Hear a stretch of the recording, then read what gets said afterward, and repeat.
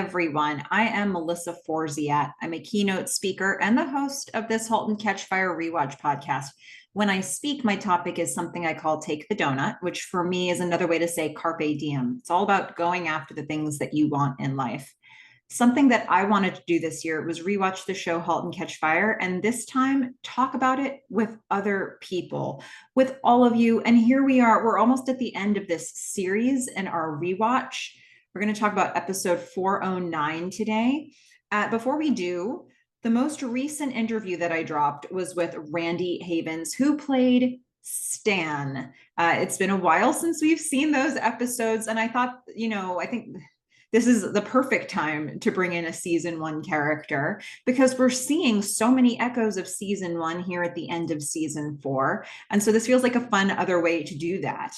But Randy had some really fun things to say about the show. So be sure to check out that interview. So in terms of episode 9 of season 4, this was called Search. It originally aired October 14th, 2017, and as often happens, I believe that this and the finale were aired back to back because both appear to have been aired on the same day. This was directed by Daisy von Scherler-Mayer and written by Mark Lafferty. The place where I normally get my episode descriptions does not have episode descriptions for the final 2 for some reason. So I have this other short description from another source that is not as good, to be honest. It's Donna faces a professional crossroads. Joni takes a trip. Joe unveils Comet's new look. And Cameron asks a favor from a one-time collaborator. Okay. Don't worry, we'll get into it. There's more to say. Before we talk about the scene-by-scene breakdown, I just wanted to reflect on the fact that they've found really interesting ways to keep Scoot McNairy on the show because I'm sure contractually he probably, you're probably supposed to put him in all of the episodes. And so they've been finding inventive ways to do that, including how they did it here. And it's sort of like, I guess, the game you have to play in the back 3 if you kill off this character in 407. So this is the exercise we've got ahead of us. But, let's get into the scene by scene breakdown itself. This is just, this show. These episodes get harder and harder to watch on a deep dive. I'm like, it's the emotion is running high around here.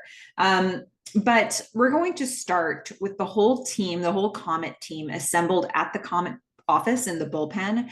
The lights are out and they're getting ready to watch this commercial that Joe has been working on for episodes now. So you hear somebody say, "It's starting." And then the commercial begins. So most of this dialogue is in the commercial. So we hear people saying things like, "What am I looking for?" A bunch of people say that. Lorraine, who we've seen, says, "For bootlegs." Somebody says, "A 3/4 inch socket wrench."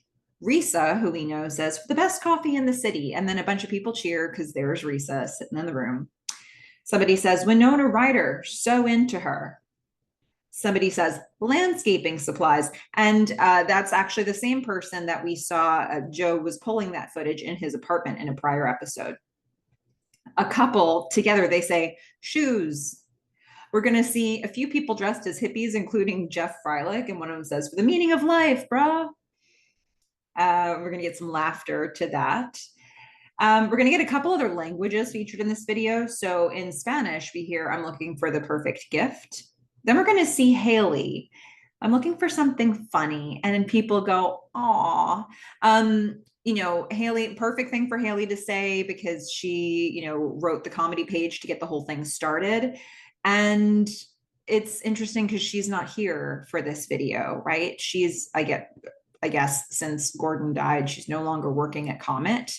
That must have been a huge part of it for her. So she's gone away from the Comet project. She's no longer on the team, is what I'm gathering from this episode in general. We hear somebody say in Hebrew, "World peace."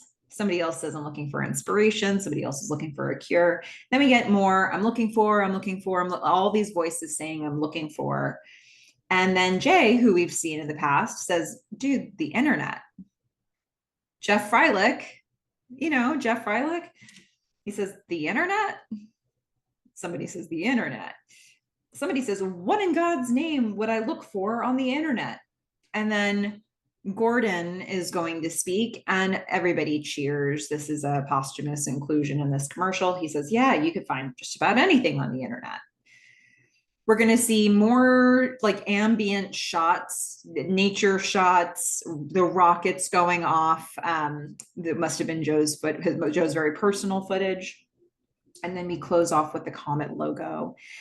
And everybody's cheering. It's dark. Everybody's so excited about this video. And Joe says, okay, it's a commercial, and commercials exist to sell products, but this isn't just a product. It isn't. It's a new way of connecting, a new way of being. And he says, hit it, to somebody who's working the projector. The projector is going to switch the screen to the relaunched Comet site. This is the new Comet interface. And everybody gasps and cheers. This is it. Joe says, so this is the new Comet and it launches tonight. No longer are we just a way station on people's journey to someplace else. We are the destination.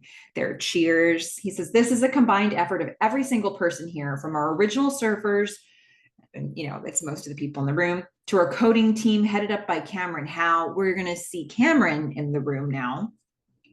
Somebody's like, good job, Cameron. And everybody's clapping. Joe, he has the Comet website projected over his face, and he says, it's Cameron's last day now that the work on the relaunch is complete. Everybody's like, aw. He says, settle down. We all knew her days were numbered. I want to pause there, making a little note for myself that I want to pause there. Some things I want to say about this. So first of all, him saying like, we're no longer just a journey to someplace else, we're a destination. This, of course, is all coming from this last conversation and even really debate that he had with Gordon right before Gordon died. Gordon was really pushing this. And so now Joe gets to see it through. And he's going to get to make his friend's idea come to fruition with the help of all the people in this room. So that's one thing that strikes me about this. Another thing that strikes me about this is the writing. Like, once again, Joe steps in front of the projector. We've seen this stuff happening a lot. We saw him in front of the projector with Ryan when they were pitching to the board. We saw him in front of a projector in Gordon's house when they were first working on the Comet website idea. And we've seen many times in this show, people's faces reflected in screens. It happens a lot. And, I think it's always been this idea that like the people are inside the project and the project is inside the people. There's a very humanness to all of the work that's being done in this show. Humanness, humanity, whatever word actually exists. Let's use that one. So I just think this is another fun way to incorporate that again with Joe having it projected over his face. And then of course the Cam stuff, so we've been down this road before where Cam was like, no, we can't work together. It's not a good idea. It would be the death of us. And here they are working together. Obviously, these are extenuating circumstances. Gordon died. There's this last project of Gordon's that Joe really wants to see through. And somehow this got brought up for Cam to be part of implementing this. So here she is. Now, is this the reason why this episode goes the way it does? I don't think it is. I don't think that, look, they don't work together well in this episode. That is the truth. But there's so much more going on in their relationship than just that. So, lot to it there. Joe continues and he says, so one more person I'd like to mention. A huge part of the soul of this place is no longer here, but this is a family business. Comet began with Haley Clark. Her dad and I met back in 1983, and I told him, computers aren't the thing. They're the thing that gets us to the thing. He's like pausing for emotion along the way. He's just got so much emotion rolling up in him. Everybody's taking this in. So he said that they're the thing that gets us to the thing. And this is he can't get the word out. He looks at the screen. He's tearing up. It's a very long pause. People are crying. And then Cam's going to start the comment cheer, because, you know, Cam's not going to let this hang. She's not going to let this stand, this awkwardness, this weirdness. She's going to save the day and cut the silence. So now everybody's going comment. And then Joe joins in and everybody cheers. Woo! He's like, all right, back to it, everybody. Everybody goes back to their workstations. It's still dark in the room. I want to pause here too. So, you know, I think it's interesting that Joe doesn't finish the sentence, and this is the thing. Because at the end of this, or later in this episode, he's going to say to Cam, you were the thing. You were always the thing. So it would be very weird if Joe finishes that sentence for this. Because is Comet the thing? Is Cam the thing? Like, is everything the thing? Because what's up with you? It would have, I think, sort of undercut the statement to Cam later if he had completed his thought here. So I'm glad that they left the sentence unfinished in this moment. I also, this whole cheer of Comet really got me thinking back to season 1. If you remember the scene where Joe has assembled the Cardiff Electric team because he's going to boot up the Giant for the first time, and they're all together in the room, and he's getting ready to push the button, and then somebody's like, Boz should do it, and everybody's like, Boz, and Boz goes up, wasn't expecting this whatsoever, is very honored and humbled. He ends up doing the honors, and Joe at that time really didn't like that. You know, that stung Joe quite a lot when everybody was sort of giving the moment to somebody else. I suppose this isn't an exact echo of that, because Joe has been the one to say we're launching and unveiling it and all that stuff. Technically, somebody else did push the button on the, you know, on the screen to switch it over on the projector. But when Cam starts the Comet cheer, she sort of takes over for Joe in that moment as the speaker.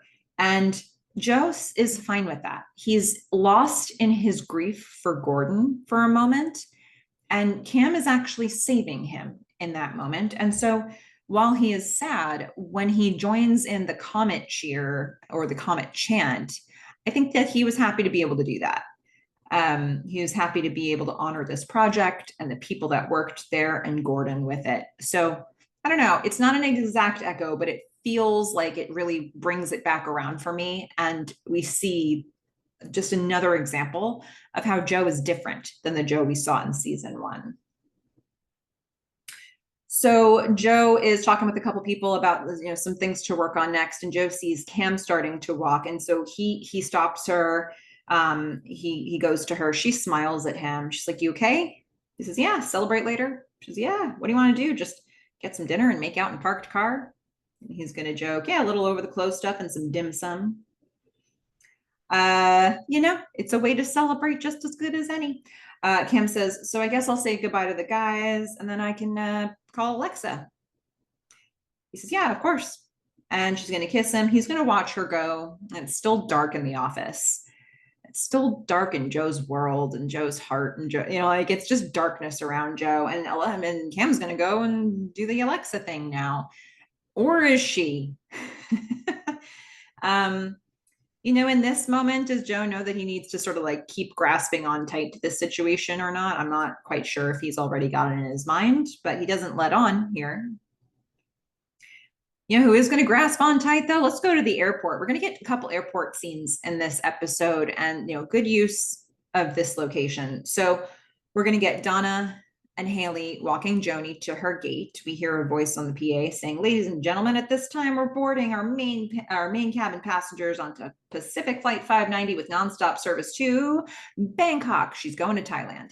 Joni is traveling. Makes a lot of sense, especially that it would be somewhere in Asia, because I think, you know, after her fascination, she probably did a ton of research on Japan while Cam was there, and who knows what other like things she started to look up along the way. So the fact that she's developed an interest in that part of the world, in that continent, makes a ton of sense to me. Donna's going to stop Joni and give her a gift. She's like, "Oh, I almost forgot. hold on. Here. She gives Joni a gift. Joni's like, what's this? Donna says, a travel organizer. I put a little map of Bangkok in there. Joni doesn't really need this. She's like, It says compartments for loose change and your passport and traveler's checks. Joni's gonna zip it up and she's gonna hand it back. She's like, I'm not taking this. Donna says, why? Joni says, because I'm 18, not 45. I'm staying in hostels, and if you actually want me to get mugged, I'll walk around with a Louis Vuitton wallet. Donna sighs. She is bummed. And Haley's watching all of this, kind of observing the dynamic between these two. Joni says, Mom, this is my trip. I just wish you'd treat me like an adult, which I am, by the way. Donna goes to say something and wisely decides against it. She's like, yeah, fine, be safe. He says, okay. Haley's going to come in for a hug with Joni. She says, bye. Joni whispers to her, the keys to my Civic are on my desk. Take my old driver's license, just in case it's an old photo, but the cops will believe you because you're a cute girl. Haley looks at her like, look at me, look at you. We don't look anything the same. So Joni knows she's thinking that. And she says, maybe wear a hat just in case. Haley's going to laugh and say, yeah. Before we get to this next bit, just some thoughts. I totally understand Joni's reaction to being given this gift. Because as somebody who's traveled and lived abroad a fair amount and who is very experienced in the art of having too few bags and too many things to pack into them, by the time you get to the airport, somebody giving you another thing, and especially a thing this big, is actually an inconvenience. Like, let me saddle you with a thing that you have no space for. Given that you couldn't even shut your luggage before. And also, it is just an indicator that Donna doesn't really understand her kid right now, because truly, Donna, if she were doing this trip, she'd probably be staying in luxury hotels and be getting driven around. But that's not the trip that Joni is doing. Joni is going to be walking around, staying with a lot of people, meeting strangers all the time. And so she, this is actually having kind of like a high class thing where you put your money that's visible in any way is a risk for her, a safety risk. But Donna hasn't really thought all those steps through. She's making what she considers a nice gesture, and it is a nice gesture. And it also isn't a good fit for the situation, but that's kind of how their relationship has been so much of the time in this season, hasn't it? So we're going to get one more final boarding call announcement for the flight. Donna is going to look sad and concerned for her kid, and Joni comes in to give her one last hug. And here's the thing, Joni comes in for this hug with joy on her face. She's got this huge smile. She comes in, she looks like, I'm ready to take on the world. And then Donna comes along. And so Donna says in her ear, as she's hugging Joni, don't go. And you can see Joni's eyes open wide. You can't see her face from here down, but you can see her eyes open wide, like, okay, moment ruined. Donna's sniffling. She's saying, you don't have to go. I don't know why you have to do this right now. You should just stay. Joni pulls back. She says, this is such bullshit, Mom. And Donna's like, Joni walks away upset and I think angry. I don't think upset like missing home already. I think upset like, why the F did you ruin this moment? That was my reaction to it. Donna's crying, and then Haley's going to take Donna by the arm. She's going to spin her around. She's like, let's go, Mom. I get this. I really get this. I get that feeling of being so ready to, like, so excited and so ready to take on the world. And I also understand that Donna has been hitting the pause button for a very long time. Donna is like sort of retreated into her mourning in a way that neither of her kids wants to do anymore. And for them, both in different ways. But Joni has been the first one to be most ready to move forward. And being in that house, we're going to find out later how many months it's been since Gordon passed away. It's been a while. Why would Joni stay? What's the point of Joni not living her life at all? What's she doing at home? Really? She's been planning for this trip. Donna doesn't get why Joni needs to go. I mean, I understand that from her grief, but Joni needs to go. And she's made that very, very clear. And she's really happy to go and she's really excited to go. And I think that Donna sort of expressing this in this way is counterproductive because, you know, if she had said, I'm going to miss you so much, that would be one thing. But to say, stop doing the thing that you feel is best for you is a totally different message. And coming from a place of stay down here in depression with me. And Joni's not going to do that. Unfortunately, this is what this goodbye is going to be forever. It's just unfortunate that it's coming across in this way. I get why it's happening on both sides. But she's got to fly the nest. It's time.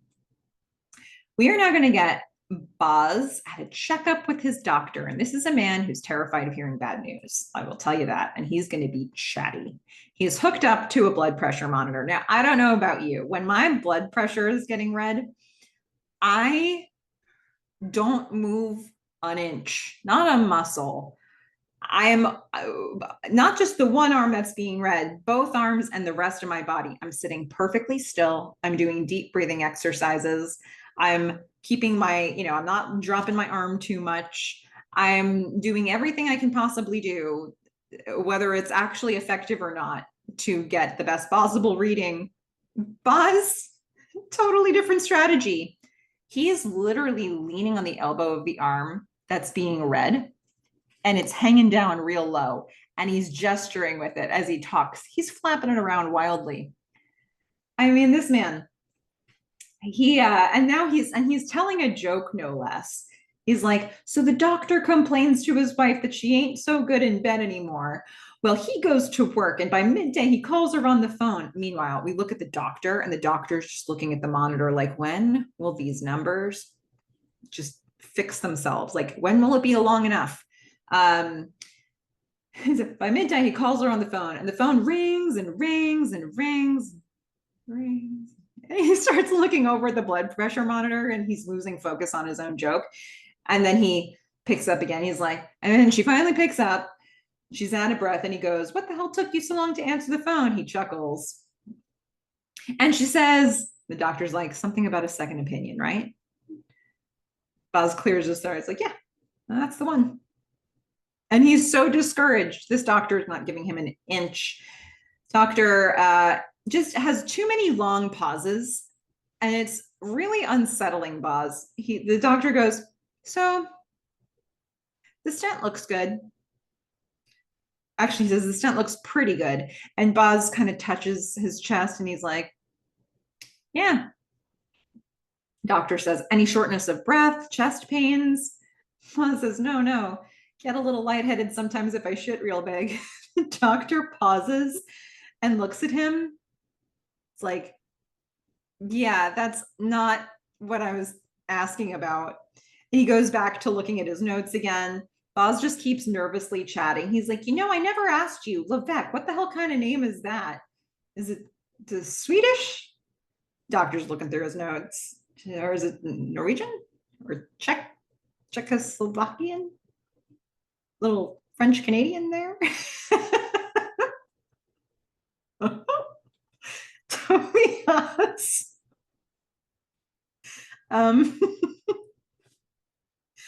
Talk about trying to keep your panic at bay. The doctor's considering all this, and he's like, and he sucks in a breath. Boz is like, and the doctor goes, Dutch, you're good to go.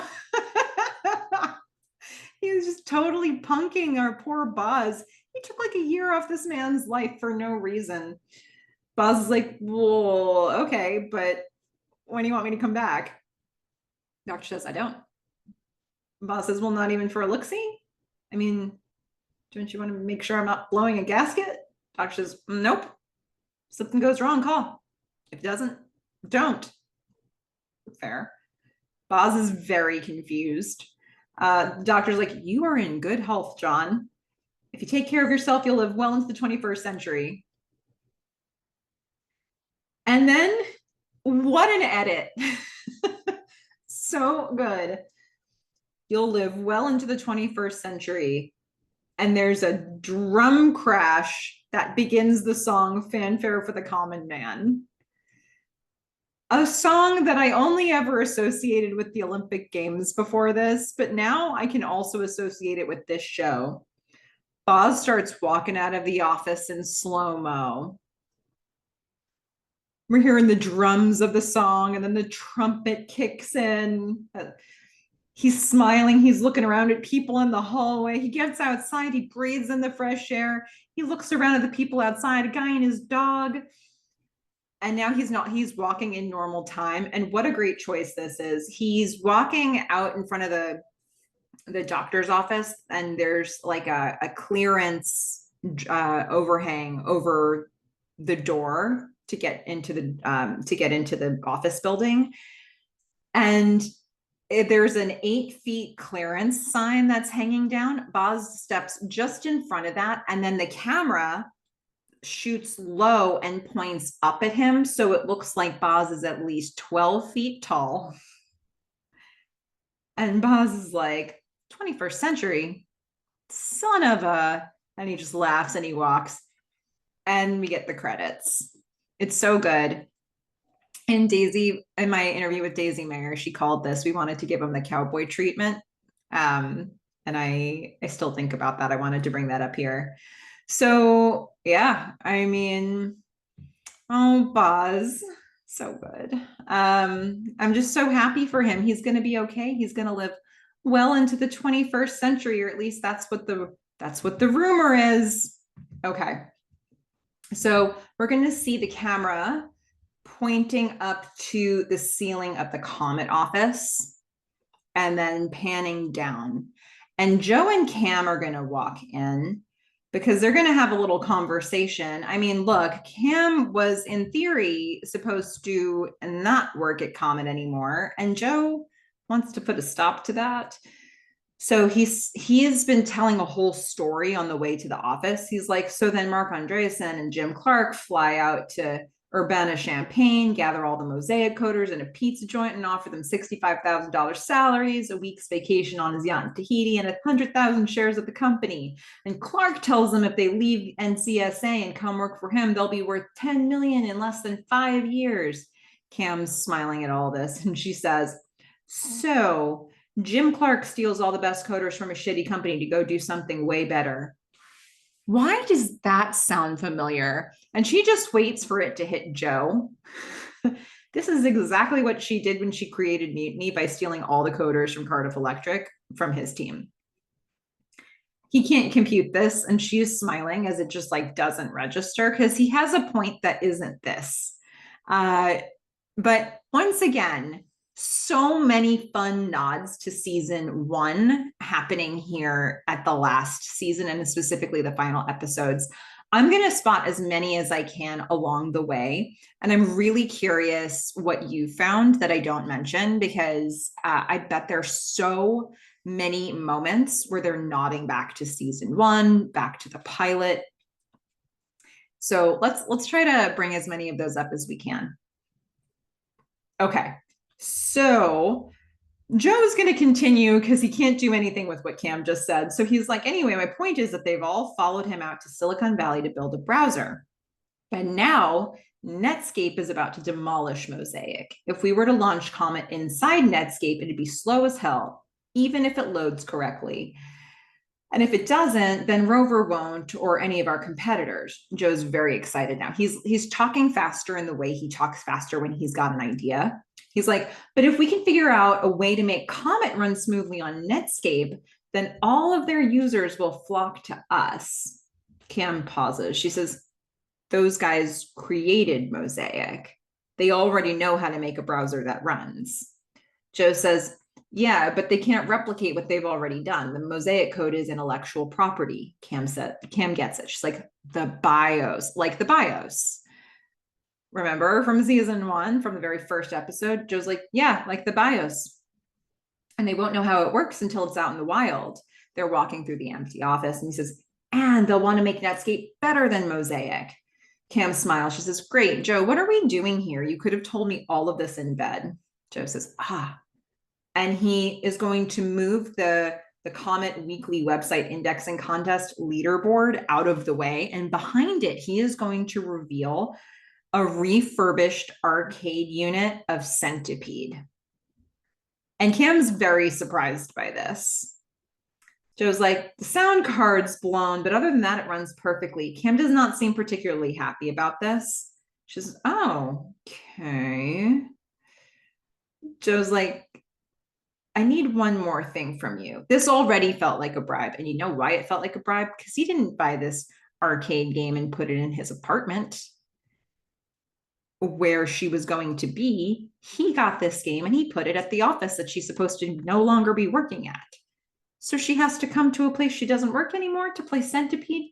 Is that what's happening, Joe? So it already looked a little suspicious. And I think that's why she reacts this way, right? And he says, I need one more thing from you. Yes. Cam's going to sigh. She's like, Joe says, it's a quick job. When Netscape launches, we pull apart the code so that Comet can load fast. Cam is feeling like this is pretty iffy. She says, and you're bribing me with Centipede? Joe's like, okay, well, it's honest. It's out there. He says, if we can pull this off, we'll have a showpiece to offer Jim Clark so we can promote his baby. Cam sort of rolls her eyes. She was going to say yes to this anyway without the bribe. The bribe is making it especially weird. And also, she may be ready to move on too. I'm not sure how different this actually is from the Donna Joni stuff that was just happening, because she was like ready to move forward with Alexa. And then Joe's like, can you just come back here for a sec? But she probably would have said yes without the Centipede, right? So Joe says they'll beg for us to be a part of their infrastructure. She sighs. She says, okay, we can't wait until Netscape launches. That's too late. Joe starts to smile. Cam's starting to receive it. She's starting to get into it. She says we have to optimize Comet so that it's running fast on day 1, which if you want to showcase for Jim Clark, we need to start pulling apart the Netscape code today. Joe says, but there's no way they're going to give us a working copy. Cam says, no, they won't. And then she thinks of something. She says, let me make a call. Joe says, I love you. She smirks a bit and there's a beeping sound in the distance. She's like, what's that sound? He closes his eyes and he says, it's Gordon's wristwatch. She's going to close her eyes and she's going to sigh. She's like, oh. Joe gets closer to her. He says it would go off when he needed to take his medication. And he looks at Gordon's office. He says, I don't know where the key to the office is. The beeping gets faster and faster. And they look at each other until it stops. It's just this daily reminder of Gordon's health and Gordon's death. Cam's makes that sound. She often makes the sort of like, not a chuckle, not a guffaw, but something in the middle. She says, okay, I'll call a locksmith today, which she is not going to do, unfortunately. Joe nods and he's like, I don't actually know at this point if he wants that noise to go away forever. I think he's been taking a little bit of comfort in hearing this thing that symbolizes Gordon, that symbolizes his life. Just like he sat staring at the relaunch message for so long after finding out about Gordon's death, I bet he actually feels comforted in some way by hearing Gordon's watch. That's my guess.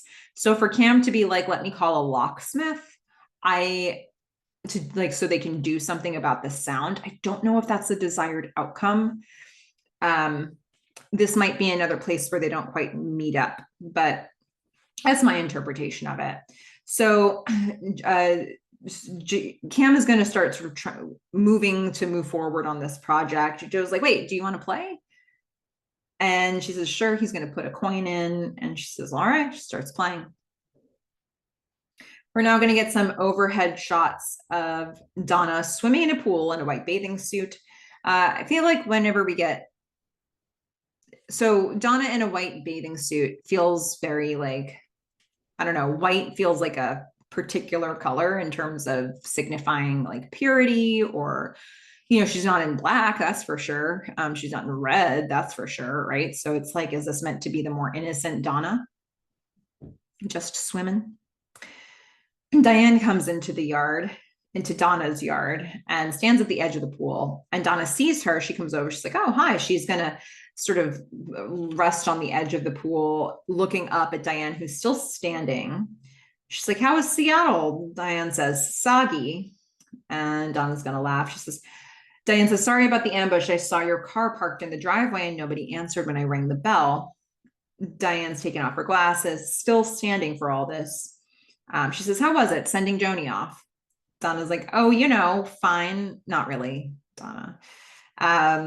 She's like, I just hope she stays safe. How's Jennifer settling in at Stanford? Diane now sits down at the edge of the pool. She's like, well, she was home the first weekend. Donna wishes Joni would come home. She's like, oh. Diane's like, yeah, doing laundry, stealing food. Donna still wishes. She's like, yeah.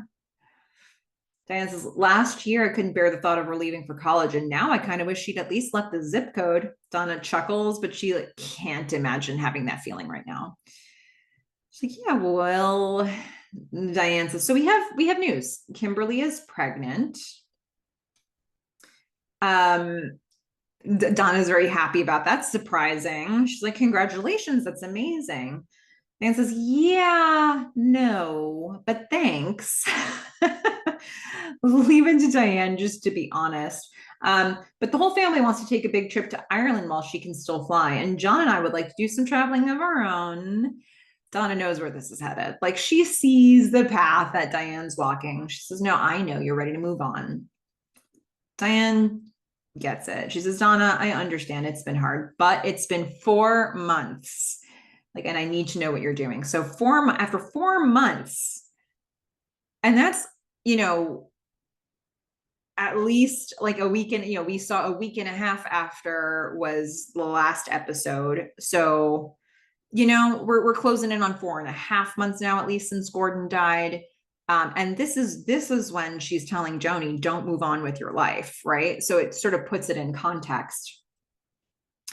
Anyway, she's like, I need to know what you're doing. Donna's like, I'm swimming. She's just trying to keep it simple. That's all she's got right now. Put one hand in front of the other in the pool, kind of thing. Diane sighs. She says, look, we've greased the rails. Managing partner is yours, period. You said you wanted the summer to be with your girls, and I heard that. But the summer's over, Donna. The longer you wait, the harder it's going to get. Tripp and his stooges are strutting through the office every day, and that gets Donna's attention a little bit. Because, you know, like, maybe this is a time that Diane can use that competitive energy, that spiteful energy Donna had. It kind of perks her up, but then she, like, the fire dims down again. So, but she's like, they think they can run it better than you. They think you're getting soft. You gonna take that, Donna? I was like, yeah, maybe. Diane says, look, if you don't want this, that's okay. We can have that conversation, but you need to make a decision. Donna is really unsettled by the pressure. She's not feeling ready to make the decision. And I mean, Diane's making this like, this is all about what you want. The ball is in your court. Whatever you want, we'll support. I actually didn't realize that Diane was meant to be managing partner of her firm. I thought maybe it was like Amador Gould Gilson. So I thought Amador being the first one was the managing partner, but maybe it just sounded the best to be Ag versus Gag when they started, or Ga. Maybe that's how that happened. So I don't know, but I did not realize that Diane was meant to be managing partner of this firm. So maybe I should have. Maybe that was something that was explicitly said earlier. But anyway, So Diane puts her glasses back on. She stands. She's like, all right, we'll give it some thought. Let me know. Donna breathes deep and she pushes back to swim under the surface to sort of drown away everything that's outside. We're now going to see Boz in the garage. He pulls down a box and he finds a bunch of old things that aren't his in them. And he finds in it one of the Cardiff transistors that he used to pack when he first started at Cardiff Electric. It's like, you gotta be kidding me. What? Diane comes in, she's smiling back from her trip, and he says, oh, hey, you're home later than I thought. How was the trip? And Diane's like, it was good. Sorry, I stopped by Donna on the way home from the airport. Boz says, well, what's the verdict? We gonna sprout wings and see the world, or is she gonna float in that swimming pool forever?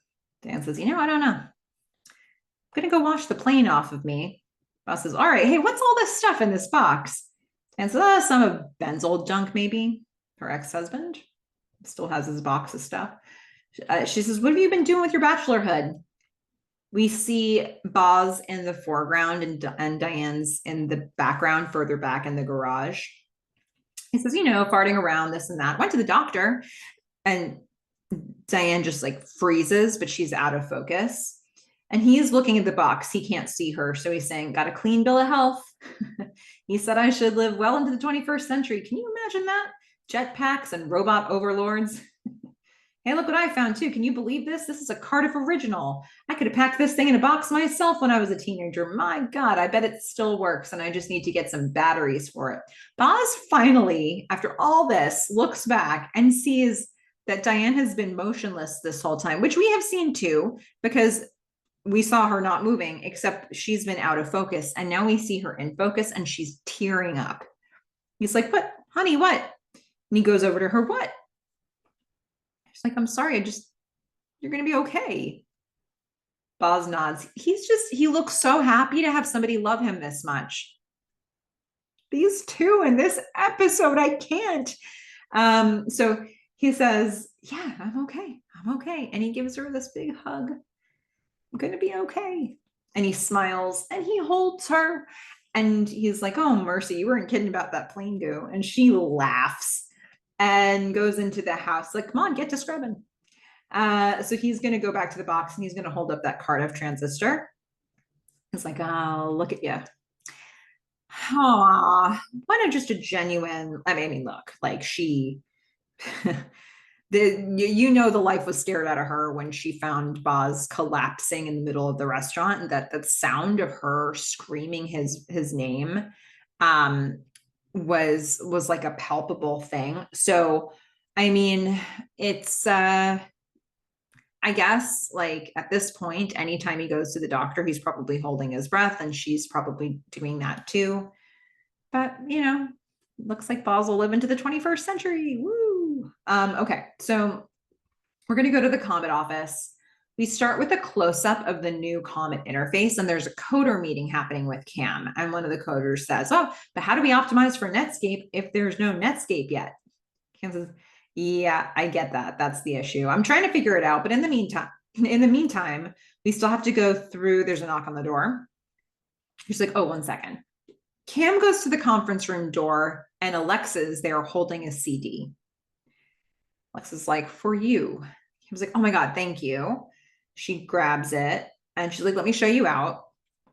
Alexa starts looking around. She's like, so this is Comet. So Cam's not even like giving her the tour. She's like not ready to engage, but there's some sort of favor being done here. Cam says, yeah, oh, I saw Mercury today. God, the robotics thing you're doing looks so cool. Alexa says, I'm flying out with those guys in a few weeks for a conference at the Sorbonne. You should come. Well, okay, I'll continue with this before I say my thoughts. Cam says, oh, I find all that stuff super interesting, but it's not really my thing, right?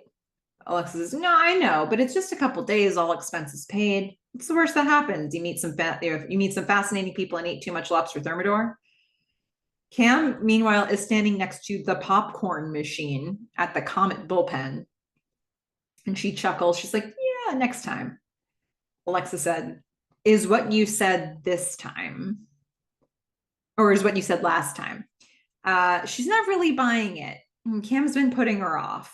Cam says, look, I know. Alexa interrupts. She says, I've been talking you up. People are really interested. Cam's like, and that's great. Like, but no. Alexa says, look, I'm sure it's been a tough time for all of you. And I get that you're trying to help a friend out. And I'm young. So, what do I know? But you can get so tied up in your obligations, you forget your biggest obligation is to your future self. Spoken like Alexa, right? Cam nods. She knows. Alexa says, okay, well, Cam holds up the CD. She says, thank you. And seriously, this is the last thing, meaning at Comet. Like, I'll work with you after this. Alexa smiles and nods. She says, I hope so. Cam watches her go, and then she watches Joe in his office. It's like, how long will this woman wait for whatever I'm doing with this man? So I put out a theory, I believe last episode, that I think, look, Alexa's a bit of a mysterious character to me. And I'm not the only one who thinks that. I've heard it before, I think. Some people may feel like they have a really good handle on Alexa. And if you do, I'd love your theories. But I am working on a theory, and I put a thesis statement out there last time that what if Alexa is super well off, but it's family money? Like maybe her dad's super rich and they invested really well, and she's got tons of money to her name. And she's never really had to work, but she's constantly in these high profile networking situations, and she's got a lot of money to spend on that. And so I said, what if that's the base thesis statement? Does that get supported in future episodes? So I look at this scene, and she's talking about going to a conference at the Sorbonne. She's talking about eating lobster thermidor, which I literally had to look up. And, she's saying all expenses paid. Sounds like she's jet setting quite a lot doing these things. I don't know what the Mercury project looked like. But I don't know. She seems very polished in a robotic way. In fact, maybe not such a far cry from Joe season 1 in some ways, like in terms of the look of Alexa. So I think what I'm seeing here supports, like it supports the thesis statement that I put out there. So I'm going to continue with it, and we'll see where we end up with that. But maybe she's a woman who doesn't really get down to business herself very much, but she connects people with each other. They talk big ideas, and somehow money's supposed to get made from that process. Maybe she becomes an investor in the thing. But yeah, for her, the focus is on doing this high profile networking and building relationships is my estimation at this point. All right, we're going to see a dinner at Joe's for Cam, Joe, Haley, and Donna. And they're all, well, some of them are laughing. Most of them are laughing. Haley's not really. It's really interesting to think about this dinner scene. We closed the last episode with a whole family dinner with more people around the table, right? So the group has thinned out a little bit because Joni's not there anymore and Vaz isn't here. And so the group is shrinking in size. But they must be having some sort of a tell us about the grossest food you ever ate sort of a story time. Cam's going here. She says, these are like huge shrimps. Shouldn't even be called shrimp. They had those little feely touchy things still attached. Donna's like, no. Donna's really squeamish. Kim was like, yes, huge plate, deep fried. And those feeler things were like this long. Joe's like, come on. I was just, oh, please tell me you didn't eat one. Haley is there, but not enjoying herself. Everybody else seems super engaged in this conversation. Cam says, well, it was a business dinner, so I had to. I took a glug of sake, I picked one up and she gestures biting off the head and then slurping. And Donna's like, oh, good Lord. Joe says, you're disgusting. Cam's kind of proud. She says, that's my story. They're all laughing except Haley. Donna says, okay, Joe, you're up. Joe says, yeah, porpoise testicles. Just bam, just puts it right out there. Haley looks at him not reacting, but she's like, okay. Like at least he got her attention. Kim's like, Joe. Don's like, ugh. Kim says, you did not eat porpoise testicles. Haley's still not engaging with this. Joe's like, I 100% did. Kim says, it's not even legal to eat porpoise anything. Joe says, I ate those fishy balls. Donna laughs. He says, I did. Kim says, do porpoises even have testicles? Joe says, I think so. I mean, what is a porpoise? He sees Haley's not engaged in this. And at this point, you can see both Joe and Cam at points trying to sort of draw Haley out into this conversation. Joe's like, I mean, yeah, I think it was a porpoise, but whatever it was squishy and I vomited into the gutter. And Donna, you're up. Donna, who doesn't have she's the one that it looks like Cam and Joe both have a wine glass in front of them. It looks like Donna does not at this table. She says, oh yeah. She thinks, she's like, yeah. All right. Beef carpaccio.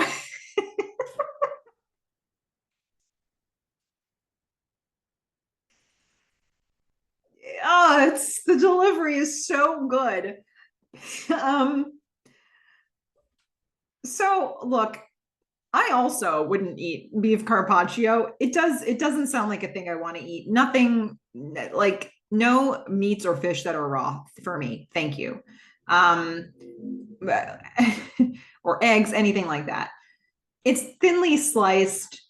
It's a raw beef appetizer and dressed up with different flavorings, but she's like beef carpaccio compared to porpoise testicles and these shrimp feeler thingies.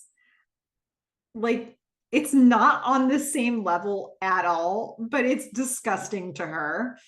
And she just Cam and Joe exchange a look. Like that was her answer. And Donna's just like, okay. She's like, ugh, so weird. So Joe's laughing. He's like, okay, I've got another one. Cameron does this thing where she can set up and he's looking at Haley. He's specifically telling this to Haley because he's trying to draw her out. She's listening to this because he is looking her straight in the eyes and she's not smiling though. He's like, Cameron does this thing. Cameron's like, what? And Joe's like, it's an assembly line of bologna and mayonnaise and pickles. Cam looks at Haley to correct Joe. She's like, no, not pickles, cornichon. Joe says, I'm corrected. Cam says, and yeah, it's delicious. You get a pile of mayonnaise, a pile of cornichon. You dip the cornichon in the mayonnaise, you wrap it in bologna, you pop it in your mouth. She's explaining the whole thing with her hands. Donna smiles at all this, and Haley is like, she says very quietly, but with a slight smile, she's like, that's pretty gross. Like she just is being polite in this moment, but she's not feeling it. Cam and Joe both know that Haley's not okay right now. Cam says, so have you guys heard from Joni? And here Haley does light up noticeably. She says, yeah, she went to the Grand Palace. You can tell from Donna's face that she has not heard from Joni about this. And Haley's saying, and she saw this huge elephant park and something called the Sanctuary of Truth, which is this massive temple carved totally out of wood. And on her second night, there was this monsoon. Donna was really surprised. Her daughter was in a monsoon. What's happening? She's like, but it's not like here. The rain was super warm. So she went running through the streets and she got all soaked. And she ended up eating noodles in this little shack and made friends with these total strangers. And now they're all backpacking to Phuket. Haley's smiling at all of this. Like it's the first time she's lit up in this dinner. And Cam smiles back at her like generously, like happy to see Haley smiling, I think. Cam's like very gently, she says, wow, that's awesome. Donna kind of grimaces a little bit because she didn't have any of this information. And Haley says, yeah, I know. It's like she decides she wants to do something and she just does it, you know? And she's got some admiration for this. And Joe's really sort of, he's watching Haley sort of taking in all of the information he's getting from her. He's a bit worried about her. Kim says, well, where she's going next? Haley says, I don't know. And they look at Donna. Maybe Donna knows. She's like, I don't know. I didn't get a chance to talk with her when she called. She just spoke to Haley. So you can see Donna's feeling a bit slighted. Kim's like, oh. Joe can see that Donna feels bad, and you watch his eyes as he's looking between Donna and Haley, like, oh, like there are things happening with these people. And he's like, oh, Haley, there's something I want to show you. And he's going to take her out of the room. She looks up at him. She's like, he says, come with me. Donna says, yeah, go check it out. So they're going to go. Cam says, we'll clean up. Joe takes Haley to the living room. He's like, oh, it's the commercial. I've been dying to show it to you. Haley's like, whoa. She was walking and then she slows her walk. She says, no, that's okay. Joe says, no, you got to see this. Come on. She sits. Joe says, we got to grab lunch soon. He's turned away from her. He's popping the tape into the machine. When he says we got to grab lunch soon, she like, you can see her just like, this guy doesn't get it. Like she shakes her head a little bit like, lunch, come on, man. He says, catch up, She says, yeah, sure. I mean, she's placating people at this point, but there's a lot going on for Haley. Donna and Cam are in the kitchen. Donna's running water so she can wash the dishes. Cam clears the table, sees Donna about to wash dishes. She's like, oh, whoa. She comes really close to Donna and she whispers to her. She's like, sorry, we're not actually going to do the dishes. Like Joe he likes dishes done in a very particular way. And I'm not good at doing them like that. So I just don't do them anymore. And she like looks for Donna to say like, yes, I'm not doing dishes. And Donna like raises her eyebrows a bit and she nods like, okay. It's just like so intense how this had to be as secretive as it just was. Like what a fight this must have been. Or many, many fights on many, many days. But, the thing is, my feeling on this is that it's probably not that Joe has such a particular way of washing dishes. It's probably that he just wants the dishes to be clean and Cam doesn't actually get them all the way clean. That there's somebody who does this, right? If you don't, you're the person maybe, perhaps. But have you ever had that situation where somebody cleans a dish and you're like, wow, that's a thing I never want to eat off of the rest of my life. And that's what Cam did. I bet if Donna washed this dish, it would have been fine. But anyway, so Cam is going to keep the conversation moving. So she says, hey, so you're with Diane. So you're the new Diane now. Donna says, yeah, no, I mean, nothing's official yet. I'm still trying to decide if I even want it. He's like, what? Of course you want it. She's always known Donna to be very ambitious, right? Donna says, yeah, I'm already so far removed from the creative side of things, and it only gets worse if you're managing partner, How are things with Alexa? Are you working on something new? I understand Donna's inclination there. And it isn't different from what she said when she was at Mutiny. And it was like, well, would you do all the administrative stuff? And she's like, if I can work on Community, I'll do some of that stuff. So it was like she wanted to have her hands in something, to be working on something. So I guess it's a similar thought. But yeah, so she's, how are things with Alexa? And Cam says, yeah, kind of working on something new. And Donna watches and waits as Cam sort of pours more wine for herself. She's, God, she just scored with this. Donna says, yeah, oh, the robotics thing. Cam says, robotics, yeah, the Mercury. Donna says, yeah, see, I miss that, doing things. Cam says, yeah, but I mean, it's not like Alexa actually did anything. She just found those people, She doesn't really like to get her hands dirty. Okay. That kind of goes along with my theory. Donna says, huh. Cam says, well, what do you want to do something? Donna says, I don't know. I just haven't had an original idea in kind of a long time. Cam says, well, you came up with Community. Donna says, well, that was just an idea that percolated down from one of your ideas. Cam says, that's not totally accurate. And anyway, ideas are like not the work. Donna's like, yeah. Cam says, I mean, what do you do? It's more than just signing a check. I get that now. She chuckles a little bit. So Donna says, so I'm not a parasite? Cam raises a glass to her. You're not a parasite. Oh, it's the sweetest thing you ever said, Cam. I say jokingly. Donna chuckles a little bit. Just healing some wounds here. Okay. The comic commercial finishes in the living room. Joe is smiling. He looks at Haley. He's like hoping for the best. She is dead serious. She did not receive this well. She's like, what the hell? She gets up to go. He's like, whoa, hold on, wait. She grabs her jacket. She wants to leave. He's like, is it because it's weird to see him? Haley steps toward him. She's like, is it weird? Yeah, it's weird to see my dead dad in a stupid commercial. She is really angry and he's just listening. He's just absorbing it. She's like, it's weird that I'm in it and you didn't even ask me. I don't even look like that anymore. Her hair's much shorter. And it's weird that you've taken this thing that I made and now it's yours. Donna and Cam obviously have heard this and they step into the room. And there's just looks of just great concern on their face, particularly on Donna's. So she's like, this thing that I made and now it's yours. And all you want is to make money off of it. And Joe's like, hey, I understand. Haley is shaking with anger. She's like, I am 15. I don't want to have lunch and catch up or whatever. I don't want to be at dinners. Donna wants to her heart's like bleeding for Haley. She wants to reach out to Haley. She's like, sweetheart.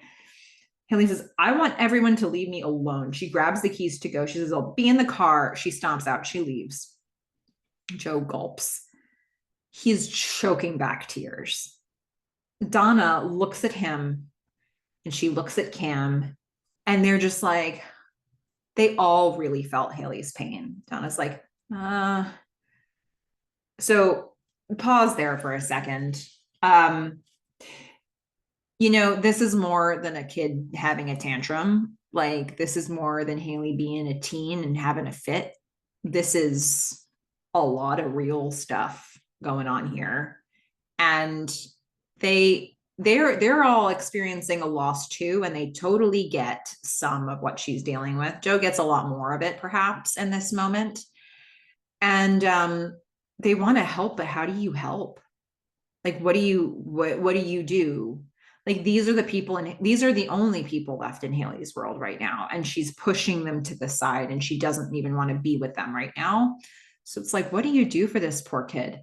And Haley spitting out her assessment of Joe here. And I don't know if she really feels this way or if she's just saying the things she can say to make sure she can get out of the room as quickly as possible. But to say, like, you make this commercial, you take this thing that I made and now it's yours and you just want to make money off of it. This has to be shades of Ryan up and down, right? Like, he must be flashing all the way back to Ryan. That clearly ended very badly. He doesn't want to go down that road again. And I think there are quite a few characters in this show who might have said the same thing about Joe. Cam would have said it. Gordon would have said it. They did say it. They both said it at different points. Ryan said it. Donna's often been very critical of Joe. Boz is, his relationship with Joe started from a place like this. Everybody has felt this way about Joe at some point. But season 4, Joe isn't this guy. And he doesn't want to be this guy. He doesn't want Haley to turn out like Ryan. He really cares about this kid and deeply wants to protect her, at least from a sense of his own obligation. And I don't know to what degree it's a sense of obligation from any conversations he might have had with Gordon about taking care of his kids. Like, I don't know if that conversation happened, but I do know that Joe feels like he probably should. So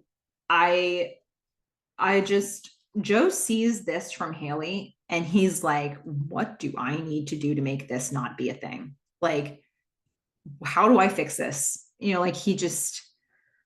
But the Ryan of it all must be echoing loud in his brain right now. So we're going to cut to Joe washing a pan in his very particular way that isn't really so particular. He's just washing it. He's very serious. And then the camera, we're looking at him just from the side, and then the camera kind of pulls back around over his shoulder a little bit, so we can see that Cam was standing next to him, sort of a little bit further down at the countertop. And he says very quietly, "I'm pulling the ad." Cam is like, "Joe, look, you put a lot of money in that commercial. Don't just throw it down the drain.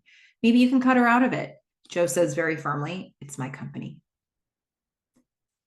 Cam takes that in. And as much as she may get the pain that he's in, and she may get all of the things that I'm thinking about what's happening in Joe's brain right now, it's also kind of an insulting thing because now she's stepped in to be supportive of the project. And she's like, "All right, I'm going to go do some work before bed."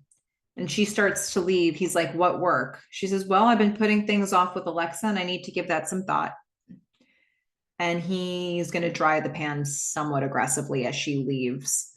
I mean, she keeps putting off the thing that she's been saying she wants to do because she went to Comet to help him with the thing that he's right now. He's like, "It's my company and I'm making the decisions." She's like, "I'm going to go work on the Alexa stuff." Makes a lot of sense to me.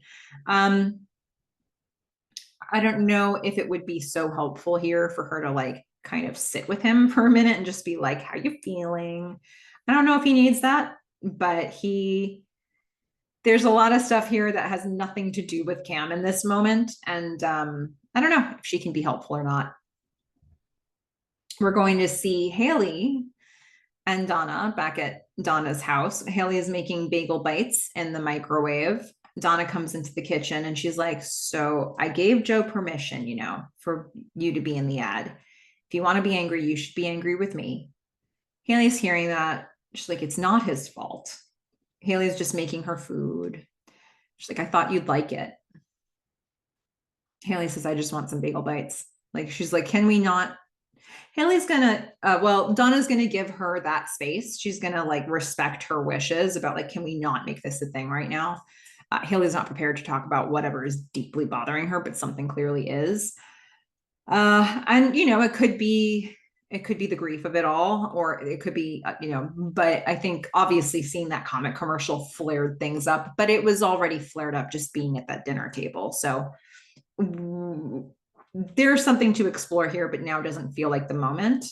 I do like that Donna is just taking full accountability. And if in the past, I think Donna would have been more than happy to throw Joe completely under the bus. But here she's like, "No, be angry at me.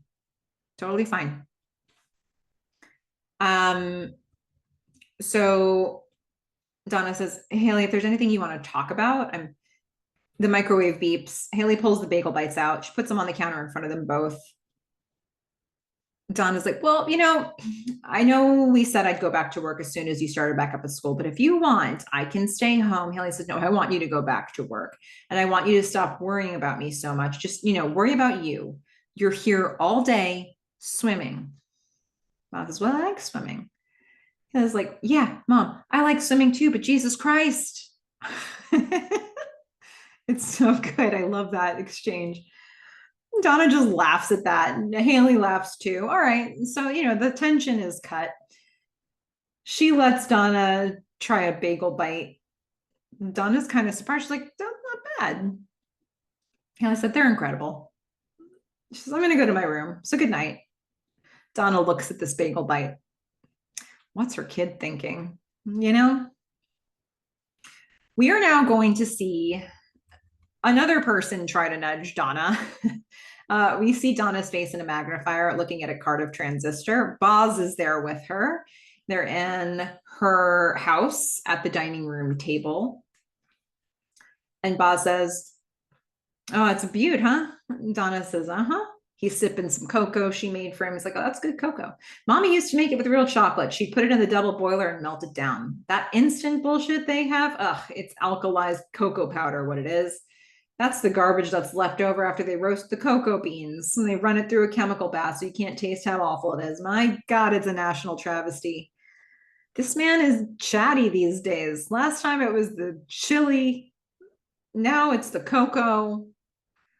And earlier it was all the stuff he was saying the doctor's office stuff was the best. Like Swedish, Czechoslovakian, French, Canadian. Oh, I love Boz. Okay. Donna is working on the transistor while he's talking. She says, well, things used to be more real, right? See the way they worked? This connects to this. Now it's all just on a chip. Boz says, yeah, it's like magic now. Donna says, yeah, well, not my kind of magic. So, all the good old days, the way it used to be. This statement of things used to be more real. I feel like that could mean so many things for her, and I wonder how many different things that means to her in this moment.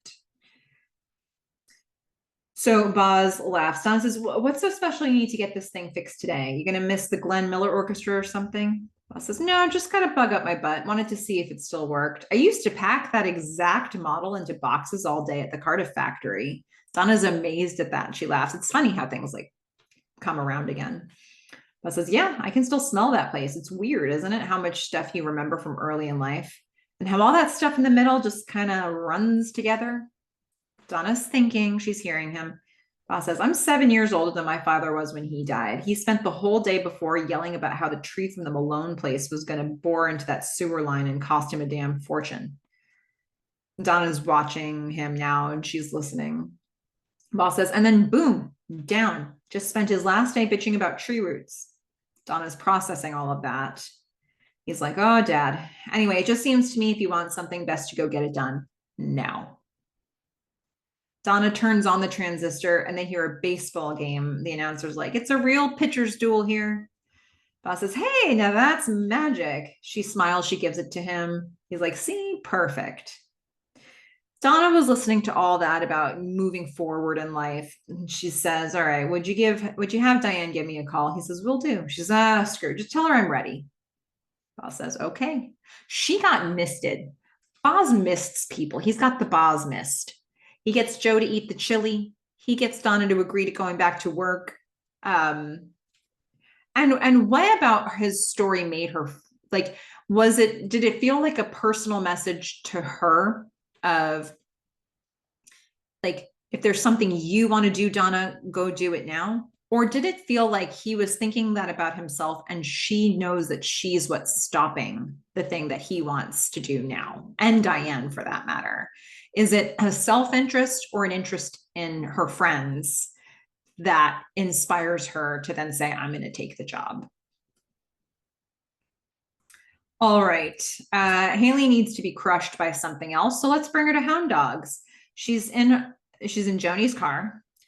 She's listening to Seether from Veruca Salt, which I am very embarrassed to know that it wasn't until a recent rewatch of Charlie and the Chocolate Factory. Was that the original movie? That I realized Veruca Salt was a reference.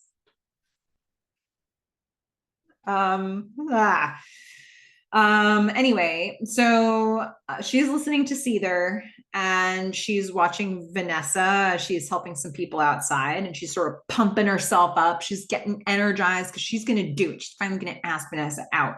She turns off the music. She gets out of the car. She goes to Hound Dogs. She approaches Vanessa and then she's going to stumble through her words for a little bit. She's going to find her way through this asking Vanessa out thing. She's like, hey, so I was thinking, I have my sister's car. Because remember how I said she was going to Thailand? Yeah. So, she says is really cool. Anyway, I'm sure you have a car too. Vanessa's sort of smiling. Where are we going with this? She's like, and I'm not even supposed to be driving it yet, but whatever. So I was wondering, have you heard of Natural Born Killers? Vanessa's like, yes. Like, something I can respond to. And it's like, yeah, Juliette Lewis is awesome. It's playing at the Century 24. But it's super popular. It might be sold out. Vanessa's like, oh, well, but if it is, then we could go to the Winchester Mystery House, which is right next door. And they do these midnight tours, which are dope, I think. And anyway, could I take you to see Natural Born Killers? Vanessa just goes, oh no. Was Haley irritated at dinner because she was already thinking she wanted to do this? Is that what was on her mind? I don't know. Maybe. We're gonna see. We don't see what Vanessa actually says, but Haley walks back to her car crying. She gets in and she sobs, and it is just hard to watch. Buzz is in his garage now, sweeping. Diane has her eyes covered. Some sort of surprise is going on, but she does peek a little bit. Buzz is like, okay, hold on, hold, almost, all right, okay. He puts the broom down. He's all good to go. He has cleaned out the whole garage. And Diane looks around. She's amazed. She's like, it's truly a masterpiece. Buzz is like, yeah. She says, this is your Sistine Chapel. She holds his hand. She's really proud of him. He's like, oh, hell, I found a box of Miracle-Gro down there from 1982. She looks around. She's just like, wow, we have a whole other space. Boss says, all right, I'm done. Done, I say. How about you and I do some actual living? It's like this was his like physical therapy rehab place to not strain himself too much so he wouldn't have another heart attack. He's like, how about we do some actual living now? That's nice to hear. She's so happy. And he brings her in for a dance when the song Hey Paula starts on the transistor. Oh, she's giggling. He looks so happy. They just look so happy together. They're ready to start this new chapter. Donna's going to stop swimming and go to work. It's all coming up, Boz and Diane right now. All right. Let's go to the comment bullpen at night to see a couple that's not doing as well. So we've got Cam and Joe there. She's typing away. Joe's like, can't we cheat it? Make it so that we can store recurrent comment images in the user's Netscape cache. It would make it load so much faster. He knows more about the technical stuff these days, doesn't he? He's gotten a bit of an education over the years. And he's got a list of things in front of him that need to be done. Cam's like, yeah, I would if Netscape supported that, but they don't. So Joe says, okay, is the query box fixed? Or does it still get a null response if you put a space before the carriage return? Cam's getting annoyed now. She's like, it's still on my punch list. Like, stop it. She says, Joe, this is still an early beta. So there's tons of bugs. We don't know what they're going to fix, how they're going to fix it, and how those fixes are going to affect us. Joe says, then I guess I should just shut up. Kim says, no, but can you just relax? We've got tons of time. He's like, we've got 2 days. She says, yeah, we've got 2 days. Once again, looking at the same thing from completely different angles. She says, okay, here. She shows him. He says, it looks worse than it did before. She says, I know it's part of the process. Maybe you shouldn't watch how the sausage is made. He puts down his notepad and his pen, and he looks away, but it's still sitting right there. Cam's email beeps. And she checks it. He's like, are you checking your email? She's like, what? He says, nothing. She says, no, seriously, what? What? Am I not taking this seriously enough for you? He says, I didn't say that. She says, you didn't have to say that. You're acting like it. Joe says, we've got the cheat sheet to the exam. We've won. I just don't want to miss another opportunity. 2 days, that's all I'm asking for. Can you just focus long enough for us to get comment optimized? Cam's really frustrated with him. She's like, oh my God. Just says, so that it loads perfectly when Netscape ships. Cam says, I'm giving you my focus. Jesus, I'm doing you a favor. Joe gestures. He's like, well, who's the email from? She says, are you? So she looks at her email. She clicks. She's like, Alexa. He says, go ahead, read it. She does. And she's like, oh, it's the new beta. Alexa did her a favor and got them access to see what Netscape is working on. So I guess she got it by disk the first time and now she's emailing it. Joe leans in to look at it like from where he's sitting and just to see exactly how many of his own words he needs to eat right now because Alexa did them a favor. Cam says, shall I thank her for you? Or do you want to compose something that'll make her feel like a total shitbag for helping you out? Joe snaps back. He's like, give me a break. There's a dinging sound and Cam says, okay. They're loading it up. Joe says, looks the same as the old one. Cam says, yeah, the skin's the same. Let's see how she runs. It comes up fast and they're both really impressed. Like, whoa. Cam says, that's faster than I thought. Joe says, yeah. She's like, wow. which if Cam's impressed, I'm impressed. Cam says, hold on, she's going to type, she's going to test something. He says, whoa, what, you can put text in fields before the page fully loads? She says, yeah, really nice touch. And he is clapping. You know, and this is a thing when we think about like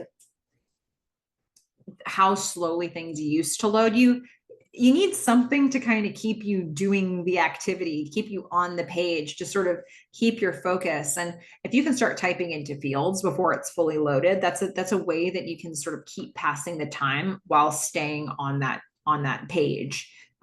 So they like the touch. This is where there's this really interesting camera choice. We're not looking at them. The camera starts to zoom in on the screen, zooming in towards the net directory button that's in the toolbar. Cam and Joe haven't seen it yet. We have seconds of lead time on them before they notice the big problem. Cam says, so as this zoom in is happening, Cam's saying, okay, so we've got support for JPEG. The formatting is perfect. Joe's like, I'm going to set a call with Jim Clark. Cam says, you know what we could do? We could put a badge on our homepage saying optimize for Netscape. This whole time, camera's just zooming in on the problem. And after all of this, Cam says, wait, the cursor moves to the Netscape, to the net directory button, which we're now fully zoomed in on. She's like, wait, what is that? That wasn't there before. She clicks. We now see them standing next to each other. We see their faces. They're like Yahoo. Their faces are now in the screen reflection. They're like trapped in Yahoo. Cam says, what the hell is Yahoo? Joe says, two guys, Stanford, used to be called Jerry and David's Guide to the World Wide Web. Cam says, but this sucks. The design is terrible. There's no image support there. Joe says, on the toolbar. Cam says, what? Joe says, they're on the toolbar. He shuts off the monitor. He's like, well, that's it. They've won. They're the directory to the web and we're not. We don't exist. So the thing is, like, he just needed her focus for 2 more days to get this thing done. It was not working. And that was the thing. It feels like that was binding them together. And now, not only has it disappeared, is that thing gone, evaporated, it's an actual failure. Like, a failure of what? I don't know. They weren't networked enough to be in the conversation that got Yahoo on the toolbar. I don't know. It wasn't about doing this faster, I don't think. But it's done. The thing that they did, they were beaten. And on top of it all, Gordon's watch goes off again. Cam forgot to call the locksmith. Cam puts her head in her hands. She's like, oh my God, of all the things to happen right now. Joe walks with purpose and with quiet anger towards the watch. The watch that, honestly, when this first came up, I didn't feel like he wanted to stop Gordon's watch at that point. Joe walks to Gordon's office. Cam's like, come on, Joe. He picks up a chair. He throws it at Gordon's office door, breaks it. Glass shatters everywhere. He steps through the shattered glass. Cam is covering her mouth in shock. Like, oh my God, what is happening here? Joe walks to Gordon's desk, picks up his watch, and shuts it off. Cam is just sadly watching this from outside the room. And we now see like a far back from up top near the ceiling, pointing the camera down at them, and they're just far away and they're silent. And then they're going to enter Joe's apartment, silent. And then a little bit of eerie piano music starts. And now, silently, they take off their clothes to go to bed.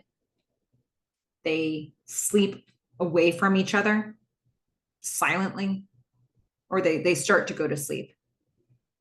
But then we see that Joe is actually staring at the ceiling. Cam turns over in bed to look at him. And then he looks at her. And then he holds her hand. And they kind of like lock wrists. And they're going to kiss. And he gets on top of her. And she's crying. And he's kissing her more. And they're probably going to make love here for the last time. And then the next day, It's daylight, morning. Cam walks into the living room. She stands at the doorway. He's seated on the sofa in the living room.